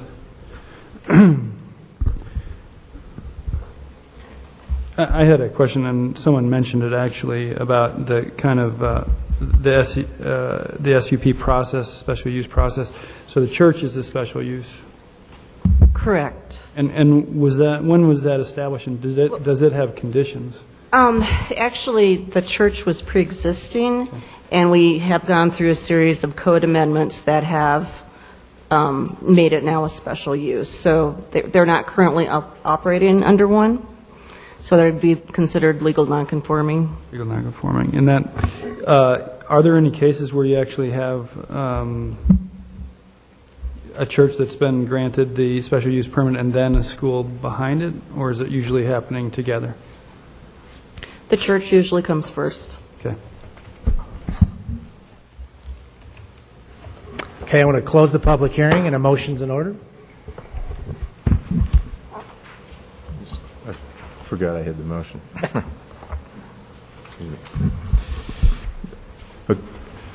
I move to adopt Resolution Number 21, 2012, a resolution approving a special use permit application for approval of an online charter school on the property zoned Residential 1 located at 3010 Newland Street, case number SUP-12-01, for the following reasons. There are no physical changes proposed for this property. The proposed cap on the number of students will be 50. The existing street network system can accommodate the online school. The proposed special use permit will not have a detrimental effect upon the general public health, welfare, and safety of the surrounding areas if operational characteristics are adhered to with the following conditions. The maximum of students allowed is 50. The gym should be used as the primary recreation area. The school shall provide for a minimum of 2 dedicated vans for morning and afternoon student transportation. The special use permit is a grant of use to the Wellspring Bible Church on behalf of Hope Online and shall not be transferred or assigned. That the school continues to meet the State of Colorado Department of Education and Douglas County school standards, and that ongoing monitoring of the school occurs to ensure the conditions of approval have been adhered to. Is there a second? Is there a second? Second. We have a motion for approval. It was seconded by Councilmember Pond. Discussion on the main motion. Please poll the council. I was going to discuss. Okay. You got to raise your hand. Go for it. I think this is a difficult issue, but I believe that there's a compelling need for education in our society, and that schools are not incompatible with residential neighborhoods. I think they're entirely consistent with residential neighborhoods. I don't think the size or the scope of this particular addition of the community is a hazard that can't be monitored. And I believe that, more to the point, if you follow the outline of the conditions for granting approval requiring meeting more than half of the standards and conditions that are listed under that this application meets that requirement, and so I will be supporting it. Any other comments? Mr. Stites? Yeah, I think there's always a tremendous need for education in this country in particular areas. But as I stated previously in the last application that we had, you got to remember that's right smack in a residential neighborhood, a nice residential neighborhood, and I don't have a problem putting things in business areas, particular things like that, but I will vote against this strictly because that is a residential neighborhood, and I think in some cases we need to keep our residential neighborhoods residential. Thank you. Any other comments on the main motion, Mr. DeMont? I was here when we approved, or when 2 years ago when the last applicant came forward. Yeah, it was pretty close, but it was early in my term. And although I don't live there anymore, I did live on Newland for about six years. And one of the things that we had asked was, 2 years ago, one of the big concerns was the parking lot and the gravel. You know, I remember I avoided that area when I walked my dog because the gravel was always in the street, and it was just a church at the time. And I can see that 5 more days of traffic on there, it would be a little much. There was a lot of traffic there already, so I won't be supporting the motion. I also feel that the lack of an outdoor playground on there would, I don't feel that would be I don't want to say it's not realistic to say you're going to keep the kids inside, but I don't feel that putting that stipulation on them is really fair to a school anyway. But I do understand that there are problems. There's good and bad to both, but I overall just don't support the whole thing. Ms. Jay? Of course, we all agree education is educate them while they're young, and you're not having so much trouble when they're older. I will not be supporting this for a couple of reasons. The first, when I look at the school property and I see that many residences that tight to it, and usually when you think of schools, there's usually a lot more space around those schools to absorb the children going in and out. I'm not real excited about the gymnasium effect, that there's not an outdoor area for them. But probably more important to me, those are important, but when I have this many residents who are spotted all around this area, and I do probably when people make their choices, they say a church, I can do that, but they look at a school and they go, that's a lot more activity than I want around my home. And these residents have purchased those homes with that in mind, and I want to honor that. Any other comments on the main motion? So we have a main motion that was read for approval in the packet. It was seconded by Mr. Pond. Please poll the council on the main motion.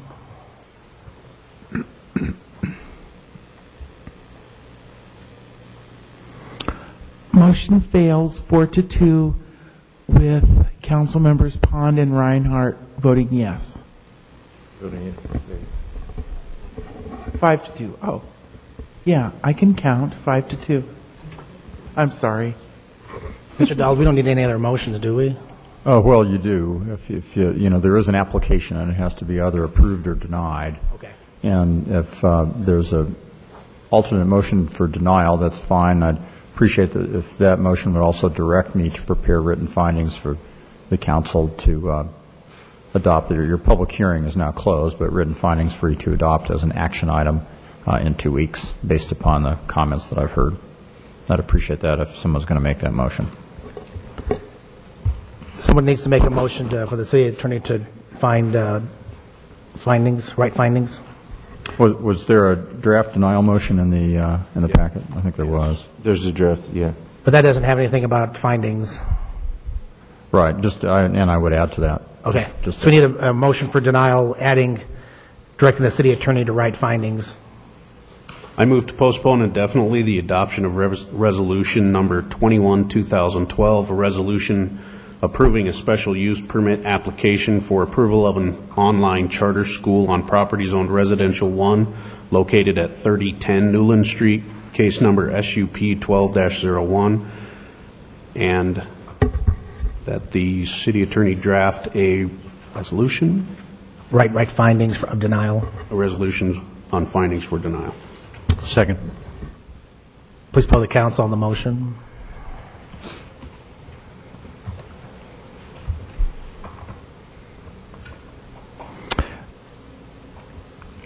Motion carries 6-1 with Mr. Pond voting no. Thank you. Mr. Dahl, would you mind getting with the city clerk after the meeting on these two amendments, this one and the previous amendment for 1D? Sure. For the resolution. Thank you. We'll bring that back on May 14th. Thanks. Thank you for coming.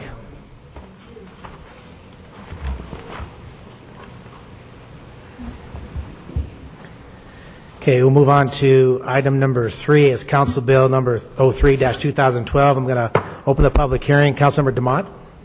Thank you, Mr. Mayor. Council Bill number 03-2012, an ordinance approving the rezoning of property located at 11210 West 45th Avenue, Lot 2 Pumpkin Patch subdivision from Agricultural 1 to Public Facilities Zone District, case number WZ 1201 WRMF. Will the city clerk please assign an ordinance number? This will be ordinance number 1508. Thank you. Do we have anybody here to speak tonight on item number 3? Please stand and raise your right hand. Do you swear to tell the truth in this matter? I do. Thank you. Please state your name and position with the city. Thank you, Mayor. Ken Johnstone, Director of Community Development. And the city Public Works Department is the applicant this evening. The application is being processed for a zone change from A1 to public facilities for property that the city owns at 11210 West 45th Avenue, adjacent to some of our existing public works and parks maintenance facilities that are already zoned public facilities as well. The property in question is actually Lot 2 of the Pumpkin Patch subdivision. It was acquired back in 2009 by the city. It's about 1.5 acres, and it was acquired with the intention of developing it as an extension and as part of the Parks and Public Works Maintenance Master Plan. Just a couple slides to get you oriented to the property. The property in question is located here at the terminus of 46th Avenue. This is the existing, in blue, the existing parks maintenance facilities. And then surrounding properties are really quite a mix in terms of how they're used. I'll talk to the zoning in a moment. But there's really a mix of single-family, some commercial properties along 44th Avenue. This is 44th Avenue at the bottom of the slide. And you know, some more agriculturally used properties, so really quite a blend, but ranging from multifamily to commercial to the city facilities to more low density and agricultural properties. In terms of zoning, it's kind of very similar in terms of a mix. You can see up here there's A1, the property in question included in that A1 zoning. There's more A1 over here, and even some A1 that fronts along 44th Avenue. The public facility zone, again, is the existing zoning for the maintenance facility. And then there's a blend of R2, which is a slightly higher denser residential density, and R2 up in this location as well. And then again, C1, just a real general commercial zoning district adjacent to 44th Avenue. So a bit of a mix. Just another area to give you maybe a little better sense of what some of the improvements on the ground are without that zoning overlay. And again, zooming in a little closer, you can see 46th Avenue terminates into this existing property. You can see the variety of buildings and surface improvements for the existing Wheat Ridge maintenance facility as well, and then again some of the duplexes and single-family homes that surround the site.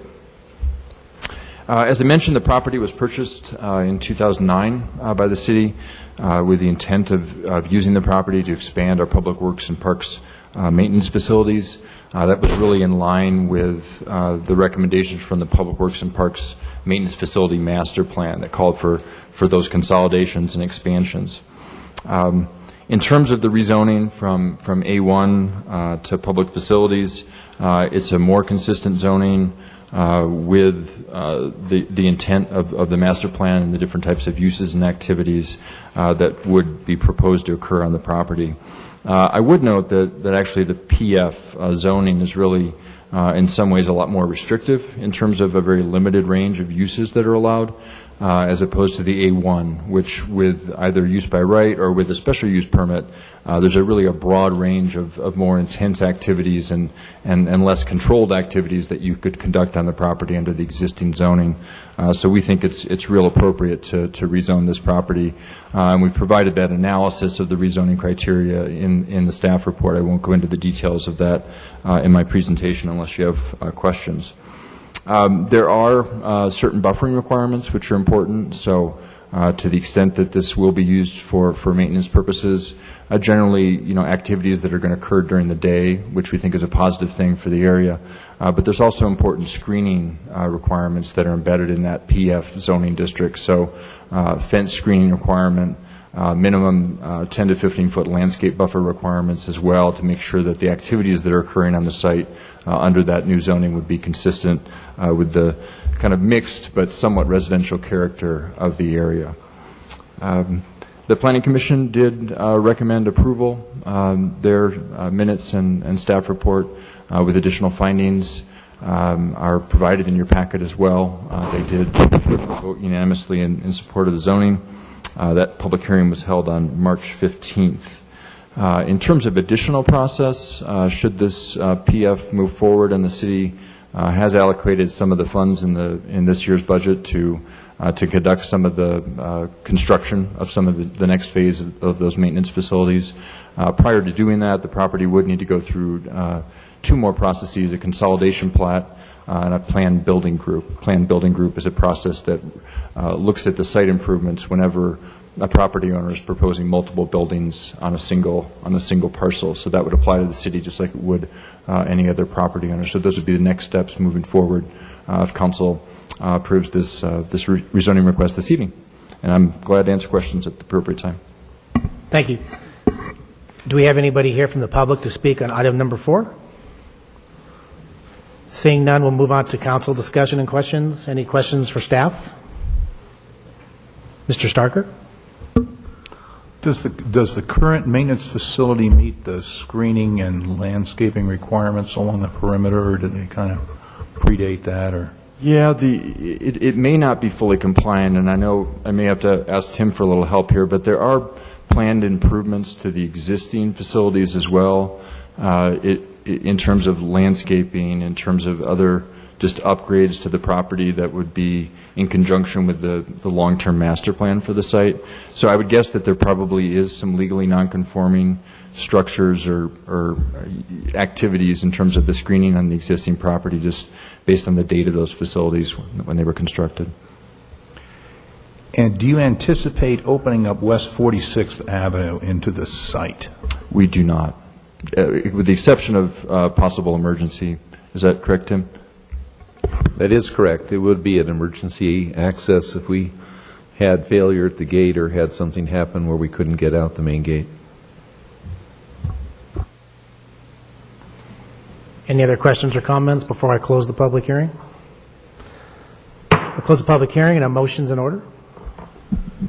I move to approve Council Bill Number 03-2012, an ordinance approving the rezoning of property located at 11210 West 45th Avenue, Lot 2, Pumpkin Patch Subdivision, from Agricultural 1 to Public Facilities Zone District on second reading, and that it will take effect 15 days after final publication. Second.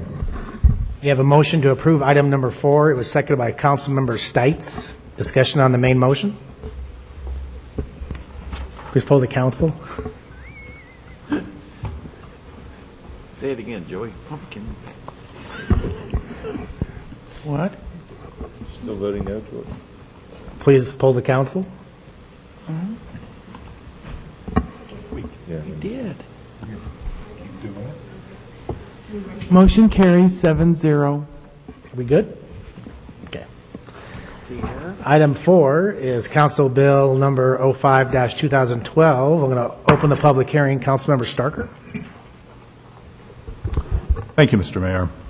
I'm pleased to introduce item number 4 on our agenda tonight. This is Council Bill Number 05-2012, an ordinance imposing a temporary moratorium on the acceptance, processing, and granting of applications, permits, and approvals for any form of residential group home, assisted living facility, residential dwelling unit for handicapped persons or elderly persons, or congregate care facilities within the city, and declaring an emergency. Issue. City staff has informed council that there is a need to amend the city's regulations in the Code of Laws concerning various forms of group homes, including residential dwelling units for handicapped persons living as a group. These changes are needed to bring the city's regulations into conformance with current law and to eliminate, internal inconsistencies in the present code treatment of those uses. The ordinance imposes a temporary moratorium on the acceptance and processing of applications and permits for these uses, pending the development of revised regulations. The ordinance is in the form of an emergency ordinance requiring only one reading to be immediately effective under Section 5.13 of the Charter. Thank you. We'll move on to staff presentation. Mr. Dahl. Thank you. Just a few comments. Appreciate Councilmember Starker's introduction. As I think Council is aware, we have a group home ordinance, or a series of provisions, the mics are loud, in the Code of Laws regarding various forms of group home.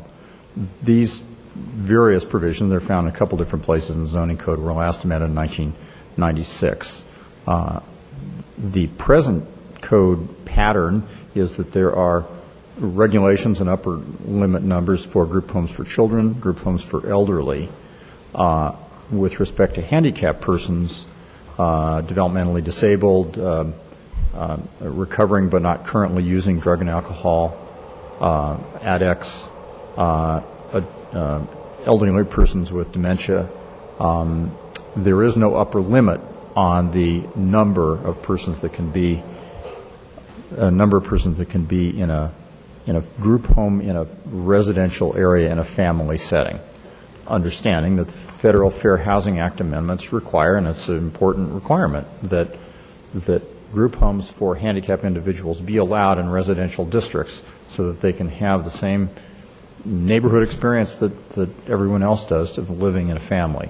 The law, however, does allow there to be upper limits on the number of persons in those homes, because at some point the facility becomes an institutional setting. It's a large building, it's a lot of people, and you have the associated traffic, et cetera, that you'd associate with an institutional use rather than a single-family home use. The city's code presently doesn't have an upper limit on any of those homes other than group homes for elderly and for children. We'd like to be able to research the present case law and the regulations, because they have changed, and I'm aware they've changed, to be able to bring the city's code into compliance. This moratorium ordinance merely says that the city won't be processing any applications for any of these things during the 84-day period that the moratorium sets out.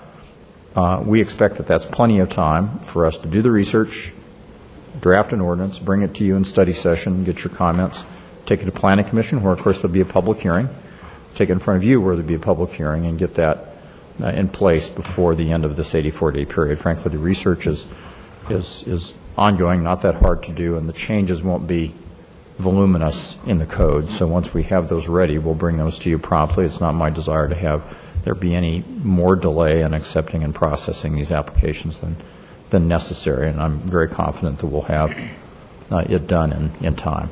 Be pleased to answer any questions. We'll move on to public comment first. They'll come back. Do we have anybody here to speak on item number 4? Please step forward and spell your last name for the record.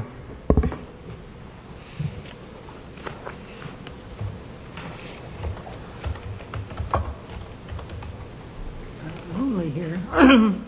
Nancy Snow, 11155 West 40th. Do I have to swear to tell the truth? No? No, just spell your last name for the record so we'll know for sure who you are. S-N-O-W. I'm here, I guess, to speak about two issues. First of all, whether this is an emergency, and secondly, about the general nature of group homes. As soon as I saw this notice, I knew exactly what had happened. Somebody had come to the city looking at a piece of property for a group home, or maybe a few of them, and somebody in the city said, oh my God, these people are going to come in here. Now this ordinance, by the way, has been in existence, what did you say, Mr. Dahl, 96? 96. 96, and the world has not come to an end, and I don't think it will. If it's so urgent, why was this not on the study session last week, basically? I don't think it's right to wait until somebody has come in and inquired, and then apparently this is, quote, an emergency. And I took a moment to look at the charter, which says emergency orders have to be for the immediate preservation of public property, health, peace, or safety. And so I'd like you all just to take a moment in your mind and tell about preservation of public property, or health, or peace, or safety. Now, really, a home with people with disabilities, like Alzheimer's or developmentally disabled, is this really going to be a big crisis for which you need an emergency ordinance? Because I frankly really don't think you do. And it also says the facts showing such urgency and need shall be specifically stated in the measure itself. And I read it, and they also just read it, and I don't know exactly what was urgent. Now, it says in the ordinance which you read to bring it into conformance with current law, and I want to be sure you understand that this is not exactly what it sounds like. It isn't that the law has changed and our ordinance has got something wrong with it, because obviously then you need to change it. This is a totally different issue. Our ordinance is perfectly legal as far as I know, but somebody got concerned that you could have too many people with disabilities in a home. So I don't like that language. I don't quite see what was really, really so urgent. And 84 days is kind of tough. If there's somebody who has already looked into a piece of property here, I know Mr. Dahl's your city attorney. He's very confident that it's legal to have a moratorium of that length, but I have seen some civil rights cases when somebody did something like this, especially in response to a certain request for a group home that is considered a denial. And if you would indulge me, can I just talk just a little about myself? Most of you know me, but not very well. But before I retired, I worked 25 years for the Colorado Civil Rights Division, which means I was there when the Federal Fair Housing Act was amended to add people with disabilities. They said handicap back then, but that's not politically correct anymore. And part of that law had some interesting language. It mandated everybody, cities, counties, homeowners associations, to make, quote, reasonable accommodations in rules, policies, practices, and services, which is fancy language. But all the courts have ruled that the word rules means zoning ordinances. And in fact, on a national level, when they had the committee hearings, there's language in there that makes it very clear that it was the intent of Congress to do something about homeowners association covenants and city zoning ordinances that basically kept people with disabilities out of residential neighborhoods. And I've been proud of our city because we were one of the first to step up and change our law to make it possible for people with disabilities to come into the city. And we haven't had any big crisis that I know of. I would like to see you, if you need to do it, have a study session, but not an emergency. I guess it really bothers me. I just cringe, kind of. In fact, I found it offensive that it could possibly be an emergency that some people were going to open some group homes for people with disabilities. I mean, maybe that doesn't bother you. It bothered me a lot. The minute I saw that, I thought, And if you think you need to change the ordinance, I don't know if we do, but I'd like you to do it slowly, not in this emergency. I just think it's very offensive to even call this an emergency. And I don't know if anybody has any questions. I could talk about civil rights laws and group homes. And you may not know it, but I'm probably the absolute expert in the state on group homes and the issue of civil rights. So I do know what I'm talking about. So does Mr. Dahl. But there's nobody left in the city, I think, except Mr. Dahl, possibly Meredith, and I, who know all the history of this. And Weebridge had an ugly history at one time. They actually had a law at one time in this city that you couldn't have more than one group home per council district. That didn't go over very well with the state. Then we had some nasty, nasty hearings and people not exactly picketing. Well, I shouldn't say that. I was on the city council, and there was a woman who dug her fingernails in my arm when we voted for that group home up on the corner of 32nd and Kipling. Anyway, I've gone on way over 3 minutes, but I would like to ask you not to make this an emergency and go ahead, I guess, and have a study session if you think that's necessary. Thank you. Any questions, anybody? Nope. Please step forward if you have any comments on item number 4 from the public before we move on to council discussion. Good evening. My name is Tom Abbott, ABBOTT, 10780 West 35th Avenue. I didn't intend to speak on this, but quite honestly, I think Mrs. Snow said it so well that I would agree with her nearly verbatim. And I would say the same thing. I can't see that this is an emergency. It's something that certainly could be considered over time by council if there's something wrong with the way the original ordinance is written. Thank you. Thank you. Any other comments before I move on to council discussion? Council discussion or questions? Mr. Reinhardt? This must be my contrarian night, but I found Mrs. Snow persuasive on the issue of it being an emergency. I would plan to ask the question of whether we were in violation of some law that we had to rectify that made this emergency, or was it simply, expedient to delay while we figure it out? So I guess I'll still ask the question, but I'm not feeling likely to be very persuaded by the answer, but That's a tough question to answer. It's set up that way, but that's fine. I'm happy to answer it. Well, there are several things that need to be done, I think, to the code. An upper limit number is something that has been lacking. Nancy admitted that to me on a phone call we had last week about this very thing. In particular, in terms of what isn't correct, I think, under our code now, we limit group homes for elderly to 8 persons, and we don't classify elderly with dementia or Alzheimer's as having a handicap or in a protected class. We simply say that that's the number for group homes for the elderly, and we treat them the same way as we treat group homes for non-handicapped children. And I think they need to be reclassified. So I think our code is out of compliance or out of sync, really, with what the development of the law has been since 1986 on that point. The other points I suppose I can make about the emergency nature and the moratorium, but I'll wait for a question. I'm not going to exceed my authority in this. I'm not going to do that. Any other questions?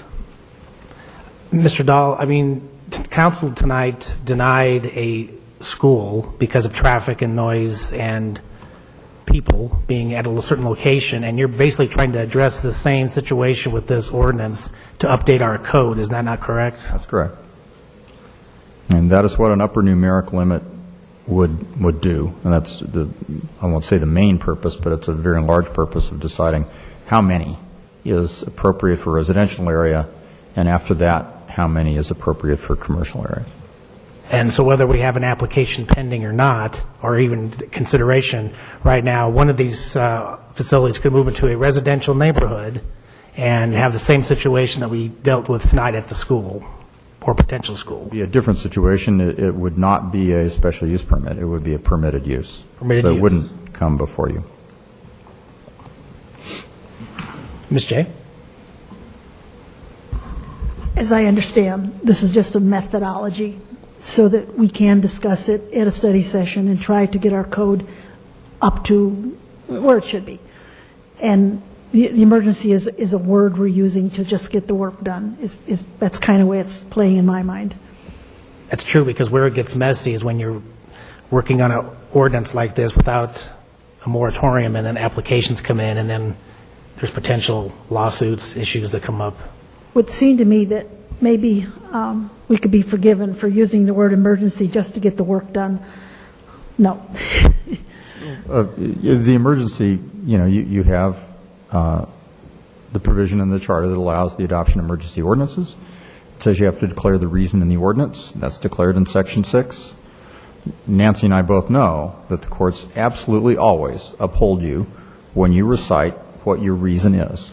And the case law is crystal clear that the courts don't get behind that. If you say the emergency is this, it is not their job to say you're wrong. The only time they say you're wrong is when you don't list a reason for what you believe the emergency. The courts get it that they're not legislators, and you are. They require you to say what your reason is, but once you've said so, they accept that. Any other questions or comments from council before I close the public hearing? Mr. Mayor, before you close the public hearing, I would like to say that this is ordinance number 1509. Yeah, 1509. 1509, thank you. Mr. Pond? I guess it's a general question for Patrick and how long do we expect this is going to take? We've, Mr. Dahl and I have spoken, and I think we can get this on the June 4th study session to bring it back. So that's less than 30 days, I believe, to bring it back for initial study session review. But then it'll have to go through Planning Commission. So Chapter 26 amendment. So what we'll probably do is schedule it for the first Planning Commission that we can. And we might actually have first reading of the ordinance then Planning Commission, then second reading. We do that occasionally when, we don't have a lot of time. But I'm certain we can make the schedule work to get it in front of you for study session and also then back in front of you through 2 readings so that it can be effective before the end of the moratorium. Any other questions before I close the public hearing? I'm going to close the public hearing and a motion's in order. Mr. Mayor, I move to approve Council Bill Number 05, 2012, an ordinance imposing a temporary moratorium on the acceptance, processing, and granting of applications, permits, and approvals for any form of residential group home, assisted living facility, residential dwelling unit for handicapped persons or elderly persons, or congregate care facility within the city, and declaring an emergency and order it published. Is there a second? Second. We have a motion for approval of item number 4. It was seconded by Councilmember DeStites. Any discussion on the main motion? Please poll the council.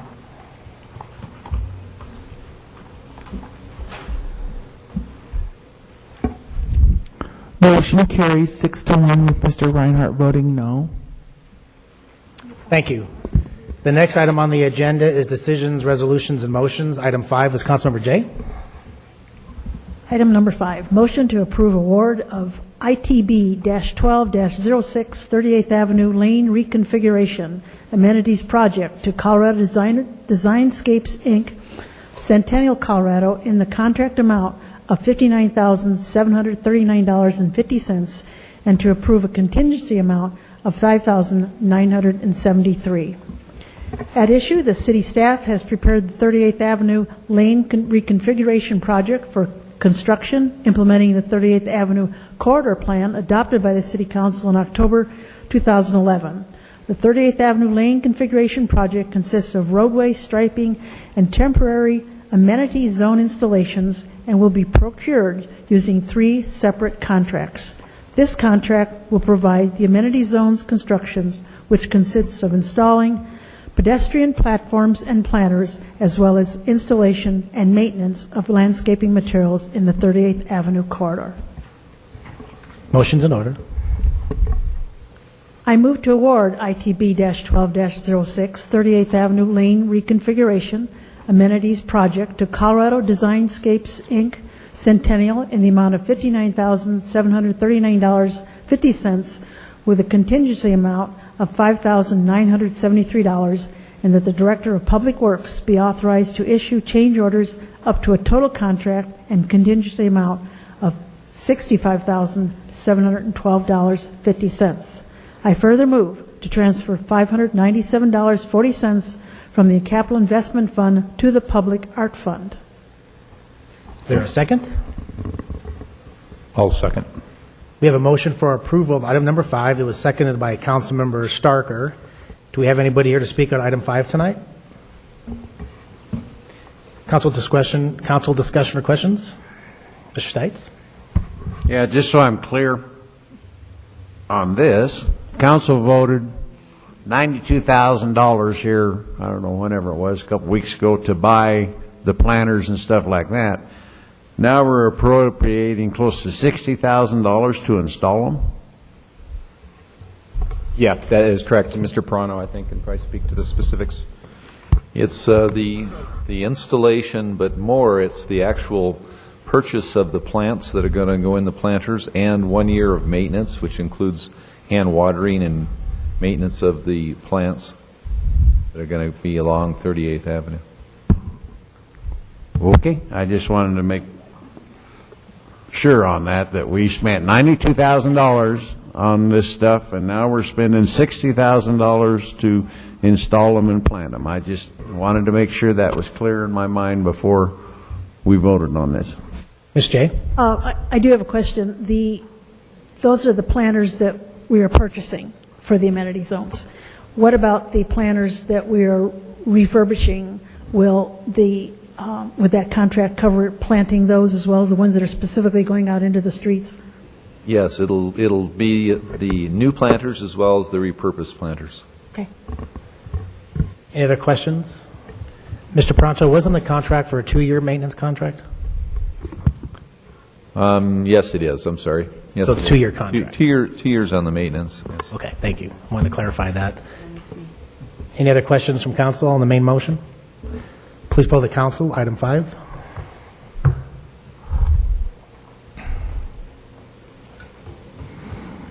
Motion carries 5-2 with council members Demott and Stites voting no. Item 6, Councilmember Starker. Thank you, Mr. Mayor. I'm pleased to introduce item number 6.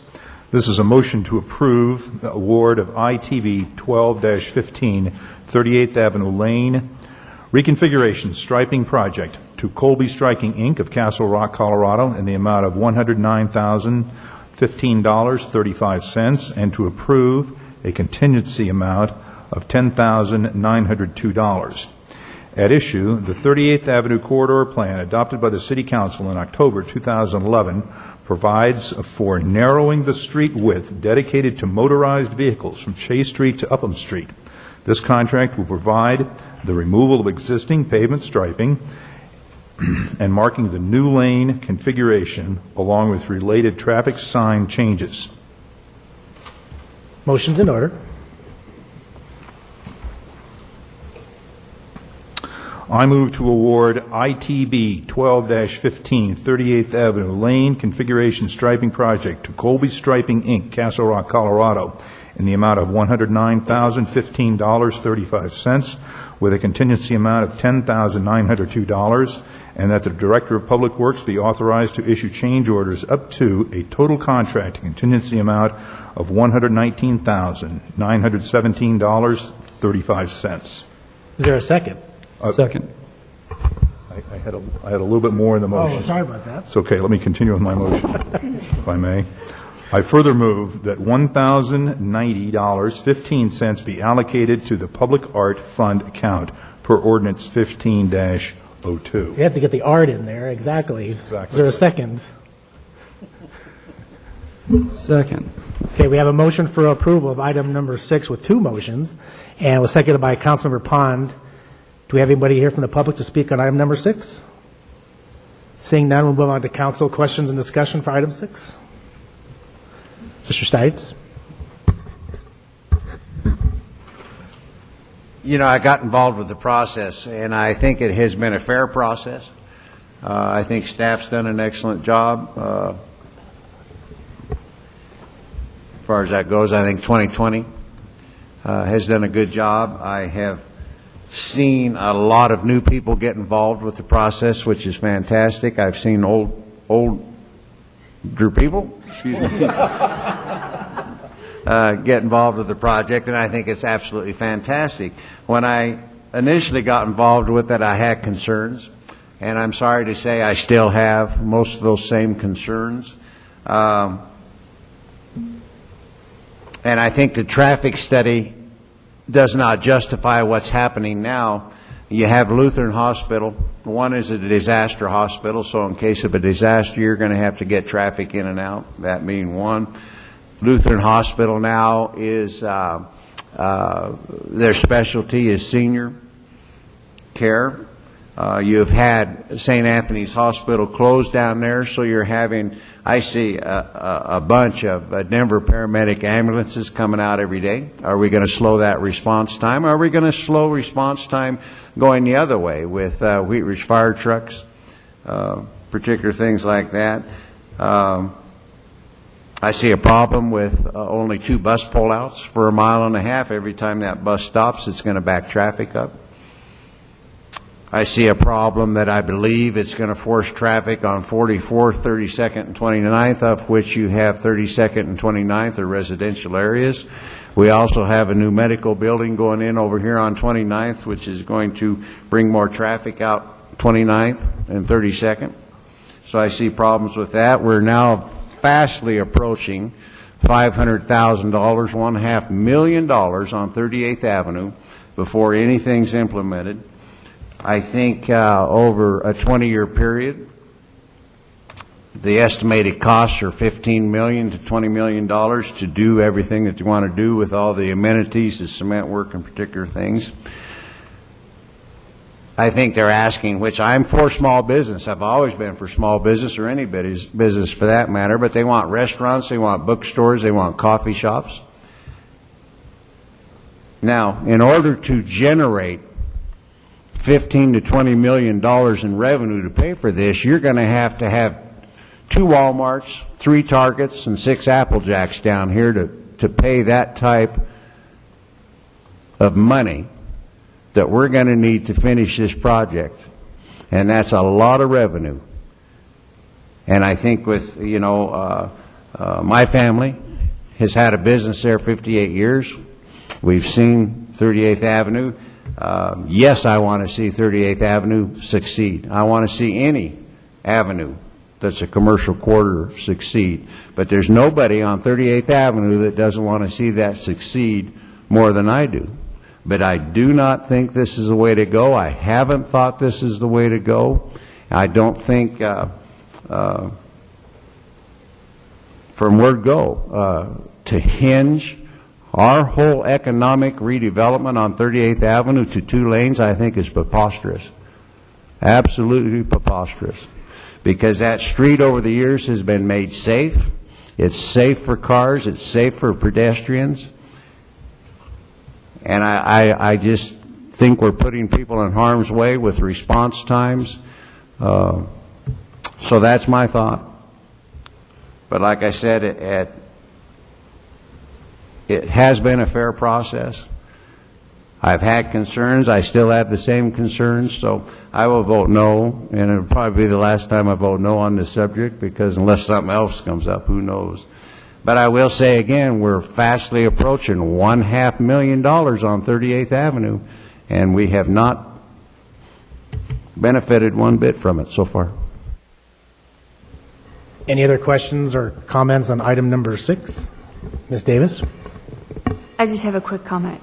You already know what I'm going to comment about, probably. I brought it up a couple times, and I still want you to look into it. You've shown me videos on that rear back-in parking, and I've talked to a lot of people, and I still think it's might be a problem. And I know I'd love to see Wheat Ridge be on the front bubble of something innovative, but I don't know if the back-in parking, especially when we're narrowing the street from 4 lanes to 2 lanes, if that's, well, it's obviously a hill that I want to die on because I keep bringing it up. But I think I understand the whole reasoning of the site, and Christy, look at this video, and you've sent me all the videos, but I think either way, you have to back up, and it's either backing up into a parking spot or backing out into traffic. And I think a lot of problems might occur that everyone is going to have to get used to the 2 lanes. And I drive 38th to and from every day. I'm going to end up on someone's tail and not recognize that they're slowing down to back up. They're going to want to back up. I'm going to be right on their tail, and they're not going to be able to back up. And I just would like that reconsidered a little bit. And then the other thing is the bike lane that's a short length. I would love to see it longer. I know that's not the route we chose, but to me, again, I'm wondering if we're going to end up with bikes on 38th without lanes, and then, of course, we narrowed lanes. So those are my only 2 concerns. I've mentioned to the city a couple times, talked to neighbors and public, but those are just a couple concerns that I have that I still have. Mr. Goff, do you want any direction on that, or as far as the parking situation, or is it set in stone with this award, or with this bid award? I think the plan is to implement back-in parking, but it can always be monitored, and if it's not working, it can be changed, I think, with little expense. I think the worry with that is it's going to be changed for more money. We can restripe it for more money, and I hear you. I know I've griped, nagged, done whatever you want to call it, several times to several different people, and it's kind of as if the train's already left the station. But I think it's going to be a problem. Let me comment that the entire project is a project that is not set in stone forever. What we're doing now is a temporary project. If we like the road diet, the plan is then to implement it in a permanent manner. The back-end parking is something that has had mixed reviews, but more people want to try it than not.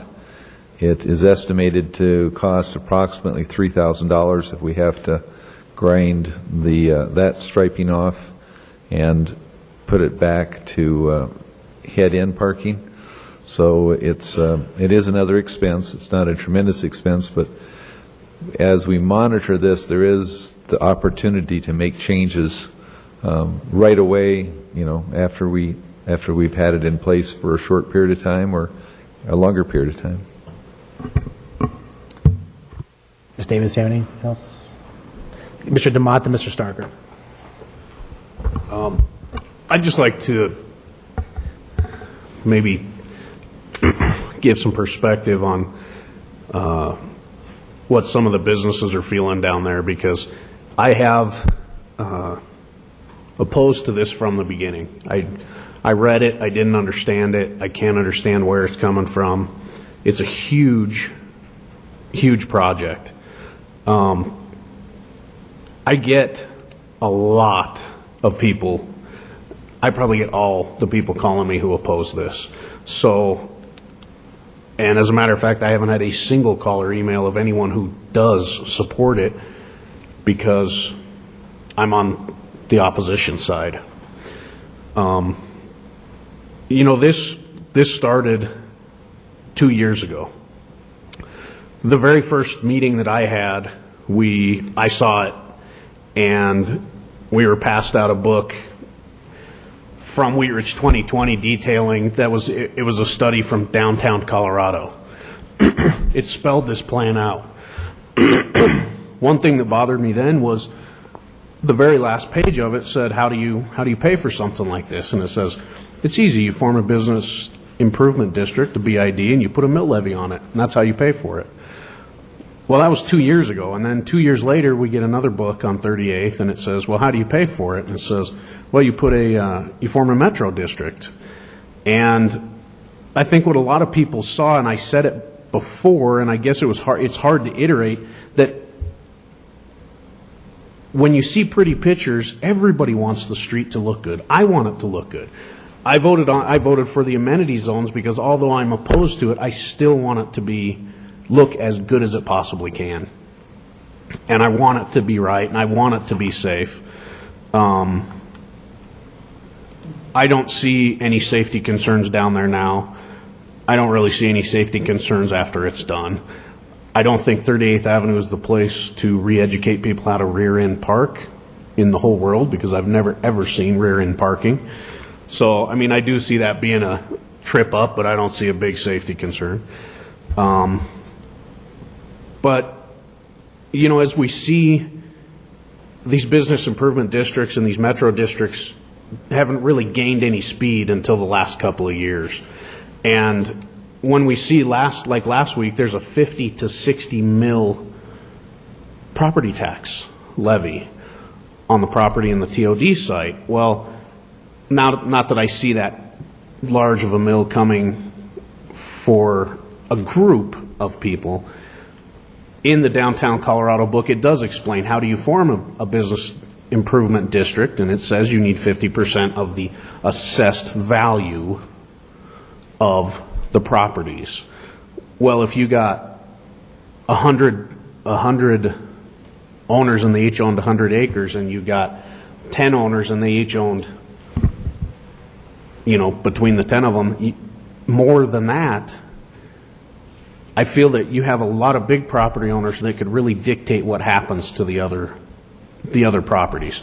So if you have 49% of the people who oppose it, I'd hate to be on that 49% side, because there's a lot of businesses that are on small lots. There's a lot of property owners that don't have a huge amount of land down there, and they've been in business a long time. They've supported the city a long time, and they feel that they're being snubbed because by the time we get done with the rezoning and everything, their businesses are going to be they won't be out of business, but they'll be non-conforming in a mixed-use zone. There's a lot of automotive shops down there. And so I do understand where they're coming from. And one of the things that they feel is a lot of them are afraid to come forward at the meetings here. I've had probably 10 or 11 businesses call me and tell me that they are afraid to come forward because they're afraid of retribution from all of the organizations involved and all of the people that they have coming to support them, and so they're not coming forward with their oppositions. So, when I vote no, I don't own a property down there, and it's not my district, but I do feel like it's just not the right way to go. And, on the last one, I agree with Councilmember Stites, too. When we voted the $96,000, I did agree with that. I am surprised that we had to approve another $50-some thousand to install those amenity zones and plant plants. I had assumed that they were all in one. But as far as this, I'm going to oppose this on principle that it just seems to never end, and that's what the business owners are seeing, is that there's just never an end, and how are we going to redo this if we don't like it? So that's all I have to say. Mr. Goff, or Mr. Johnstone, isn't it true that on a business improvement district, it's not necessarily the size of the lot, but it's based on the number of property owners that agree or disagree to vote themselves to be taxed? That business improvement district that brought forth the council a few years ago, it wasn't based on the size of the lot, it was based on the number of businesses who approved themselves to be taxed, and it was one property, one vote. It wasn't based on the assessed value. I mean, you can make it that way, I guess. Any business improvement district can be built or set up any way you want, but wasn't ours basically based on property, not size of property? Yeah, in a business improvement district, yes. I think Mr. DeMott was referring to Metropolitan District, and I think the document he was reading talked about numerous revenue or organizations that could be formed, but I don't think a Metro District has never been discussed for 38th Avenue. A bid would be a more typical type of organization where business owners can self-assess themselves, and it's a vote of the bid district, not assessed valuation. It's my understanding. Yeah, it's one property, one vote, and they would assess themselves if they wanted to. Okay. I guess I've talked to a few business owners too, and I guess at some point, I understand what Councilmember Stites is saying, being a business on 38th Avenue, and I understand what Mr. DeMott's saying too, but at some point, the businesses that have not come to council supposedly or not come to meetings, you can only make yourself a victim for so long. And if I owned a business on 38th Avenue and I knew that the city was spending $200,000 to $300,000 to market my street, and this project is probably going to either not change their business or make their business better, especially if you're a retail business, restaurant, whatever, I would happily follow and work with the groups that wanted to market 38th Avenue, because if they're marketing 38th Avenue and people are walking or driving down the street, they're going to see those businesses that are on 38th Avenue, whether they're selling items or a restaurant or anything else. So I think at this point, I would agree that this project is a pilot project, and I think it's a good chance for the city to do something positive on 38th Avenue. I have the same concern that Ms. Davis has, is I'm afraid that people will be driving down 38th Avenue at 35 miles per hour. They're going to stop and try to back into a parking lot, and they're going to back up traffic behind them, or they're going to get rear-ended. So the only concern I do have is the back-end parking versus front-end parking, but we're supposed to be looking at that, and that's my concern, is that the parking might be a problem, that back-end parking. But I do support the project moving forward, and I think it's been well thought out, and there's been a lot of discussion, and you can only be a victim so long before you keep climbing, the sky is falling. So, Ms. J? There has been a tremendous amount of support and excitement, which is kind of nice for a city. Old and young, all people are jumping in. But on the back-end parking, I understand your concern, and I started thinking about, if you all recall, when we had light rail downtown, we were starting to call it the bumper cars because people kept running into them. And we may have that at the beginning until people understand that this is different. A signal goes on, a turn signal is going to go on, and something is different is going to happen. But it increases the amount of parking that we have available, which I like, and it does put us up into an era of a city that's willing to do something a little different. Mr. Stites. Can I have Tracy's vote on this one? No, but you're going to get 2 planters in front of your building. 2 amenity zones. By the way, what, you putting money trees in those things or what? I don't know. Mr. DeMott? I may run long a little bit when I'm talking about this, but it's because I have talked to a lot of people about it.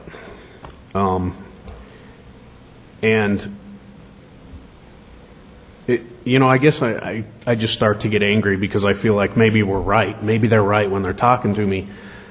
When it's in writing in a book and they see it and they come to me and I say, yeah, that's how it is, I don't feel like, I'm not going to get into it, but I don't think that a business improvement district and a metro district somehow isn't explained very well because there are different ways to do it.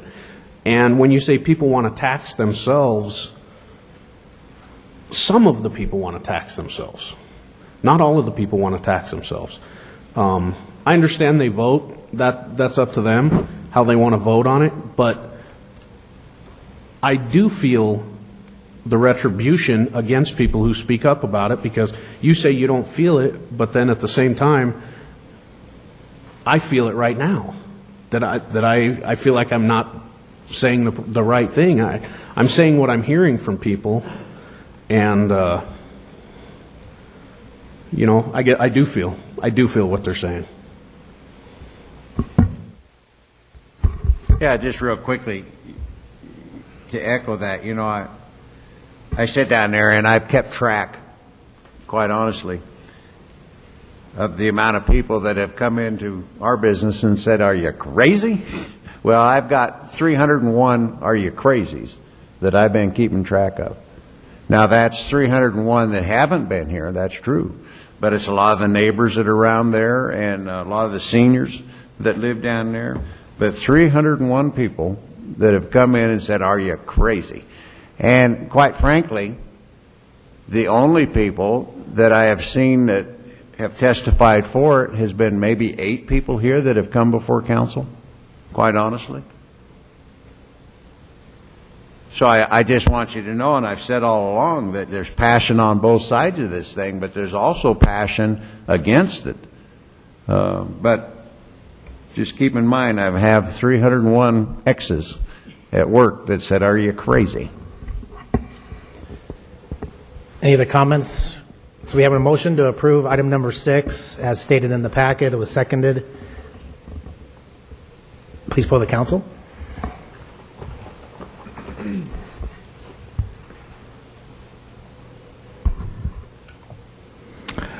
Motion carries 5-2 with council members DeMott and Stites voting no. Thank you. Item 7, Councilmember Stites. Yes, thank you, Mr. Mayor. I'd like to introduce motion to approve proposed changes to the council rules of order and procedure. Is a motion in order? Motion's in order. I move to adopt the amended City Council Rules of Order procedure dating the revisions on April 23rd, 2012. Is there a second? Second. Okay, we have a motion for approval of item 7. It was seconded by Councilmember Jay. Discussion on item 7. Mr. Pond. I'll try to be brief and acknowledge that I was not here at the study session initially where this was discussed. And I'll state my opinion, which is that I don't agree with this, and I want to be very clear that it's not me saying that I don't agree with public comment or the public process, or even the public process being a part of study session. In some ways, as I read this and think about it, I feel that it's actually even more restrictive than what's in there right now. What's in there right now allows us to waive public comment, and now we're making it very defined in terms of 3 minutes before the meeting, and that's actually more restrictive, frankly, than what we have now. I'm not saying what we have now is necessarily correct, but I don't believe how this is written is correct as well. The public process, the study session process is someplace for us to learn and essentially create an understanding and thereby write and actually codify something. And that formative process, we need a lot of people to be involved in that, and we have people who come down.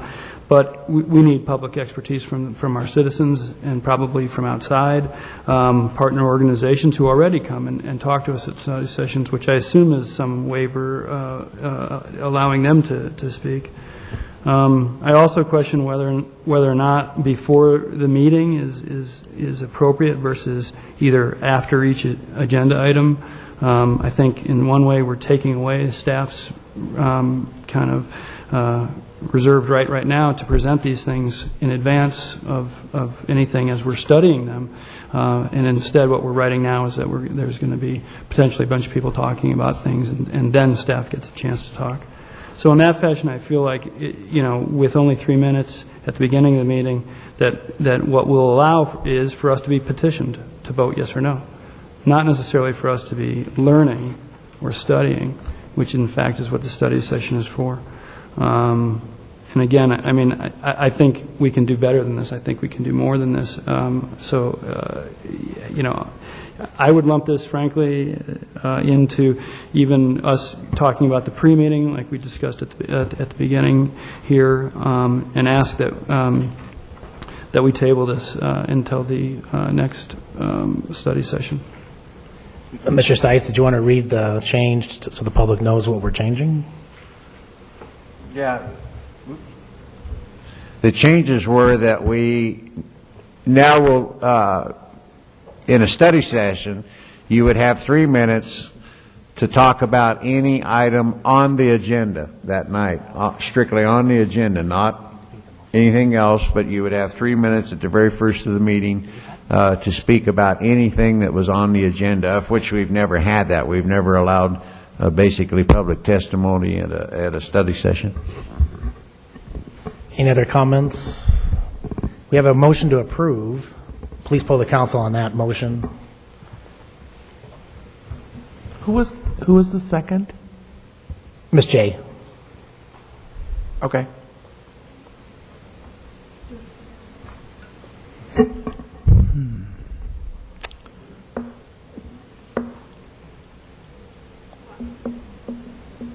Motion carries 4-3, with council members Pond, Jay, and Reinhardt voting no. Okay, motion carries. Item 8 is Councilmember Davis. Gosh, we've cleared out the place. I can't even say it was something I said. Okay. Motion to approve a $20,000 contribution to Wheat Ridge Business District to administer an accessibility and usability matching grant program. I think I'll just read the background. The Wheat Ridge Business District was approached by myself and city staff with a request that Wheat Ridge Business District explore the opportunity to administer a program wherein Wheat Ridge Business District could grant funds to assist the property owner or business in making the accessibility changes. At the April meeting, the Wheat Ridge Business District Board elected to fund a program whereby an accessibility and usability category would be added to the revitalization incentive program. Up to $5,000 with a minimum total project amount of at least $1,000 can be contributed per property. Motion in order? Motion's in order. I move to approve a $20,000 contribution to the Wheat Ridge Business District to administer an accessibility and usability matching grant program. Is there a second? Second.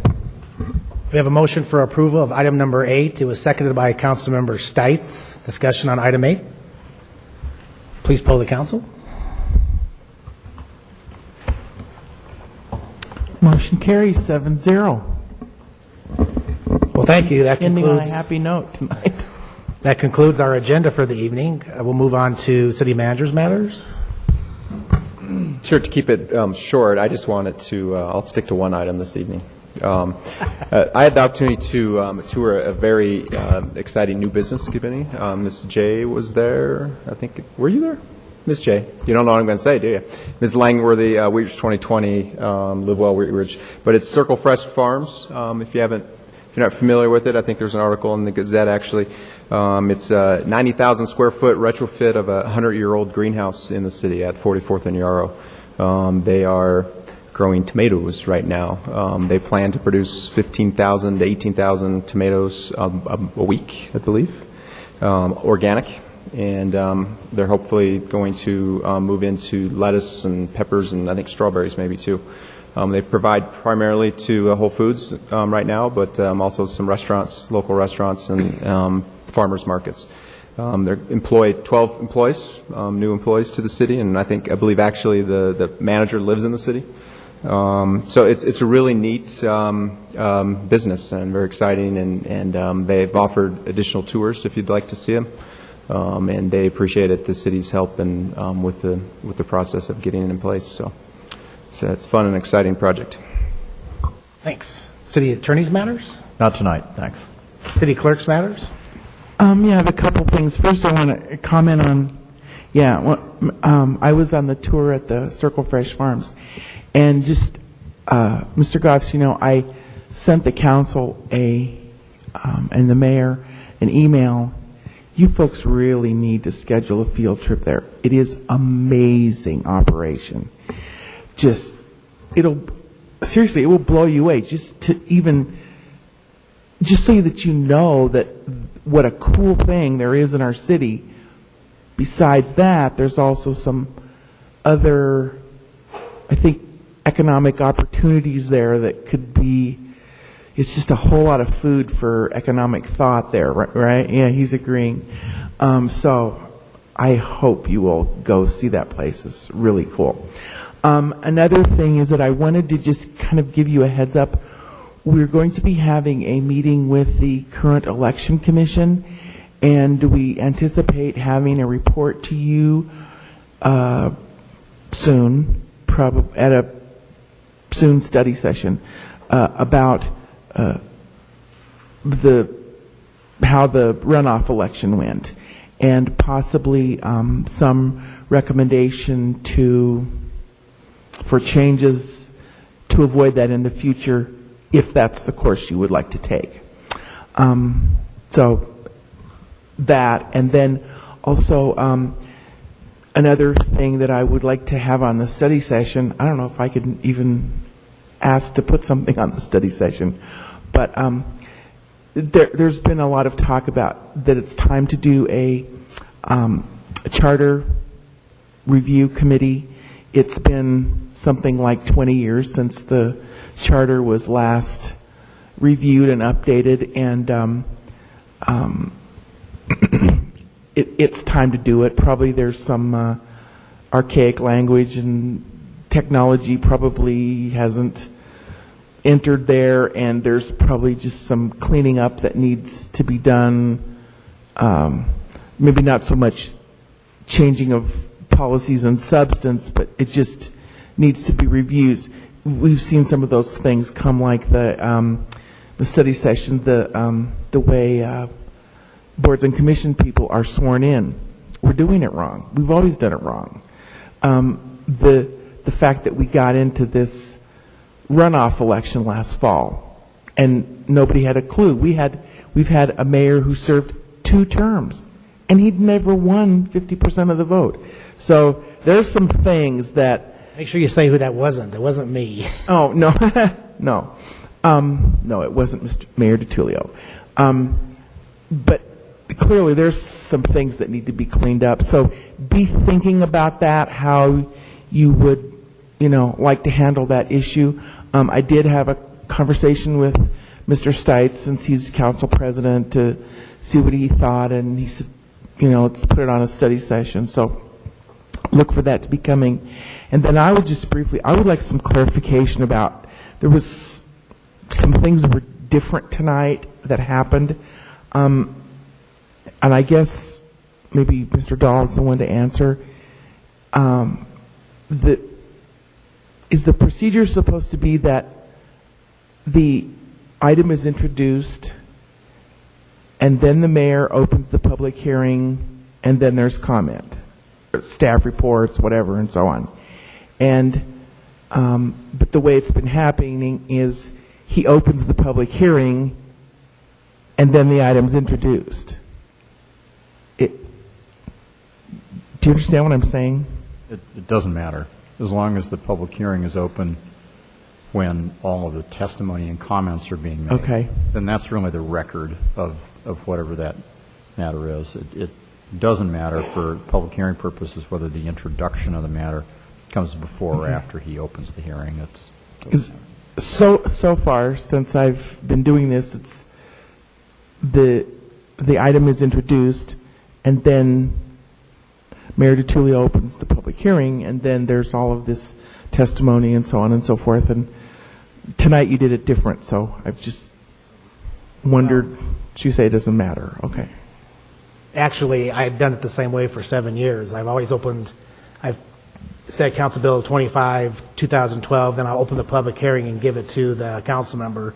I've done it the same way for 7 years. Now, I may have done it wrong once or did it different once, but I've done it the same way for 7 years. Well, don't be defensive. I'm not saying it's wrong. It was just different than what's happened before. And we haven't had that many public hearings up until tonight. Yeah. So maybe that's So what I would just say that it's been the same way for 7 years under mine. That's all. Okay, anything else, Ms. Shaver? Mr. Stites? Said that's all. Oh, yeah. Would be a great time to relocate your home or business to Wheat Ridge. If you need any help, talk to one of us or staff. Please try to do one positive thing for either your family or whatever. There's a lot of weeds popping up around town, so you might want to help your neighbor do that. And as always, please try to find it and buy it in Wheat Ridge. Thank you. Mr. Starker? Nothing tonight. Thank you, Mr. Mayor. Ms. Davis? Just one thing quick. Next Monday is our District 1 and 2 meeting, so I want to make sure that everyone is invited, and even if you're not in District 1 or 2, you could come to that meeting. It starts at 6:30, so I invite you all to come. And then I also want to bring up to Ms. Schaefer that one of my items when I first started for the study session was to look at those election. So there's some thoughts I have about that too as well. So I'm not a part of the election commission, but I could give you some of my notes. Just again, old language where we should be able to contact people by email. It says mail. Just some old language that I think caught us up on a few issues the last time. You mean just relating to the election commission ideas? And the election code or ordinance, or there were a couple revisions that I would have recommended as well. So well, what I was thinking is that once the election commission meets, and Mr. Levy said in the email today that he's already prepared a report and has ideas, but that we would put this on a study session and then incorporate that with. That's fine. I'll bring my red line version. The other ideas that everybody else has too, and good, cool. Ms. J? Nothing to report tonight. Thank you. Mr. Pond? Nothing else? Mr. Reinhardt? I think I spoke too much on the first two issues, so I'll save it. Thank you. Mr. DeMott? Nothing tonight, thanks. Thanks. I just wanted to thank council. I think that since the election, we've had some great discussions, great information brought forth from opposing sides. And what I'm appreciative of the fact is that this council is working together, not always agree on everything, but we're being civil and moving things forward, and everybody's expressing their opinion in a professional way, and it's not getting personal. So I appreciate those efforts. It makes my job as chair much easier, where I don't have to gavel people on impugning each other's motives or some personality conflicts. So it's been a great 6 months or whatever since the election. I appreciate working with all 8 of you. And like Ms. Davis did mention, the consensus or the motion that was made, Ms. Shaver, was really only to address the elections and the election commission. I think it was before you were sworn in because of the runoff, but the consensus was, or a motion was made by Ms. Davis to bring that information forward to a study session, so we're on track on that. So with that, any other questions or comments? We're adjourned.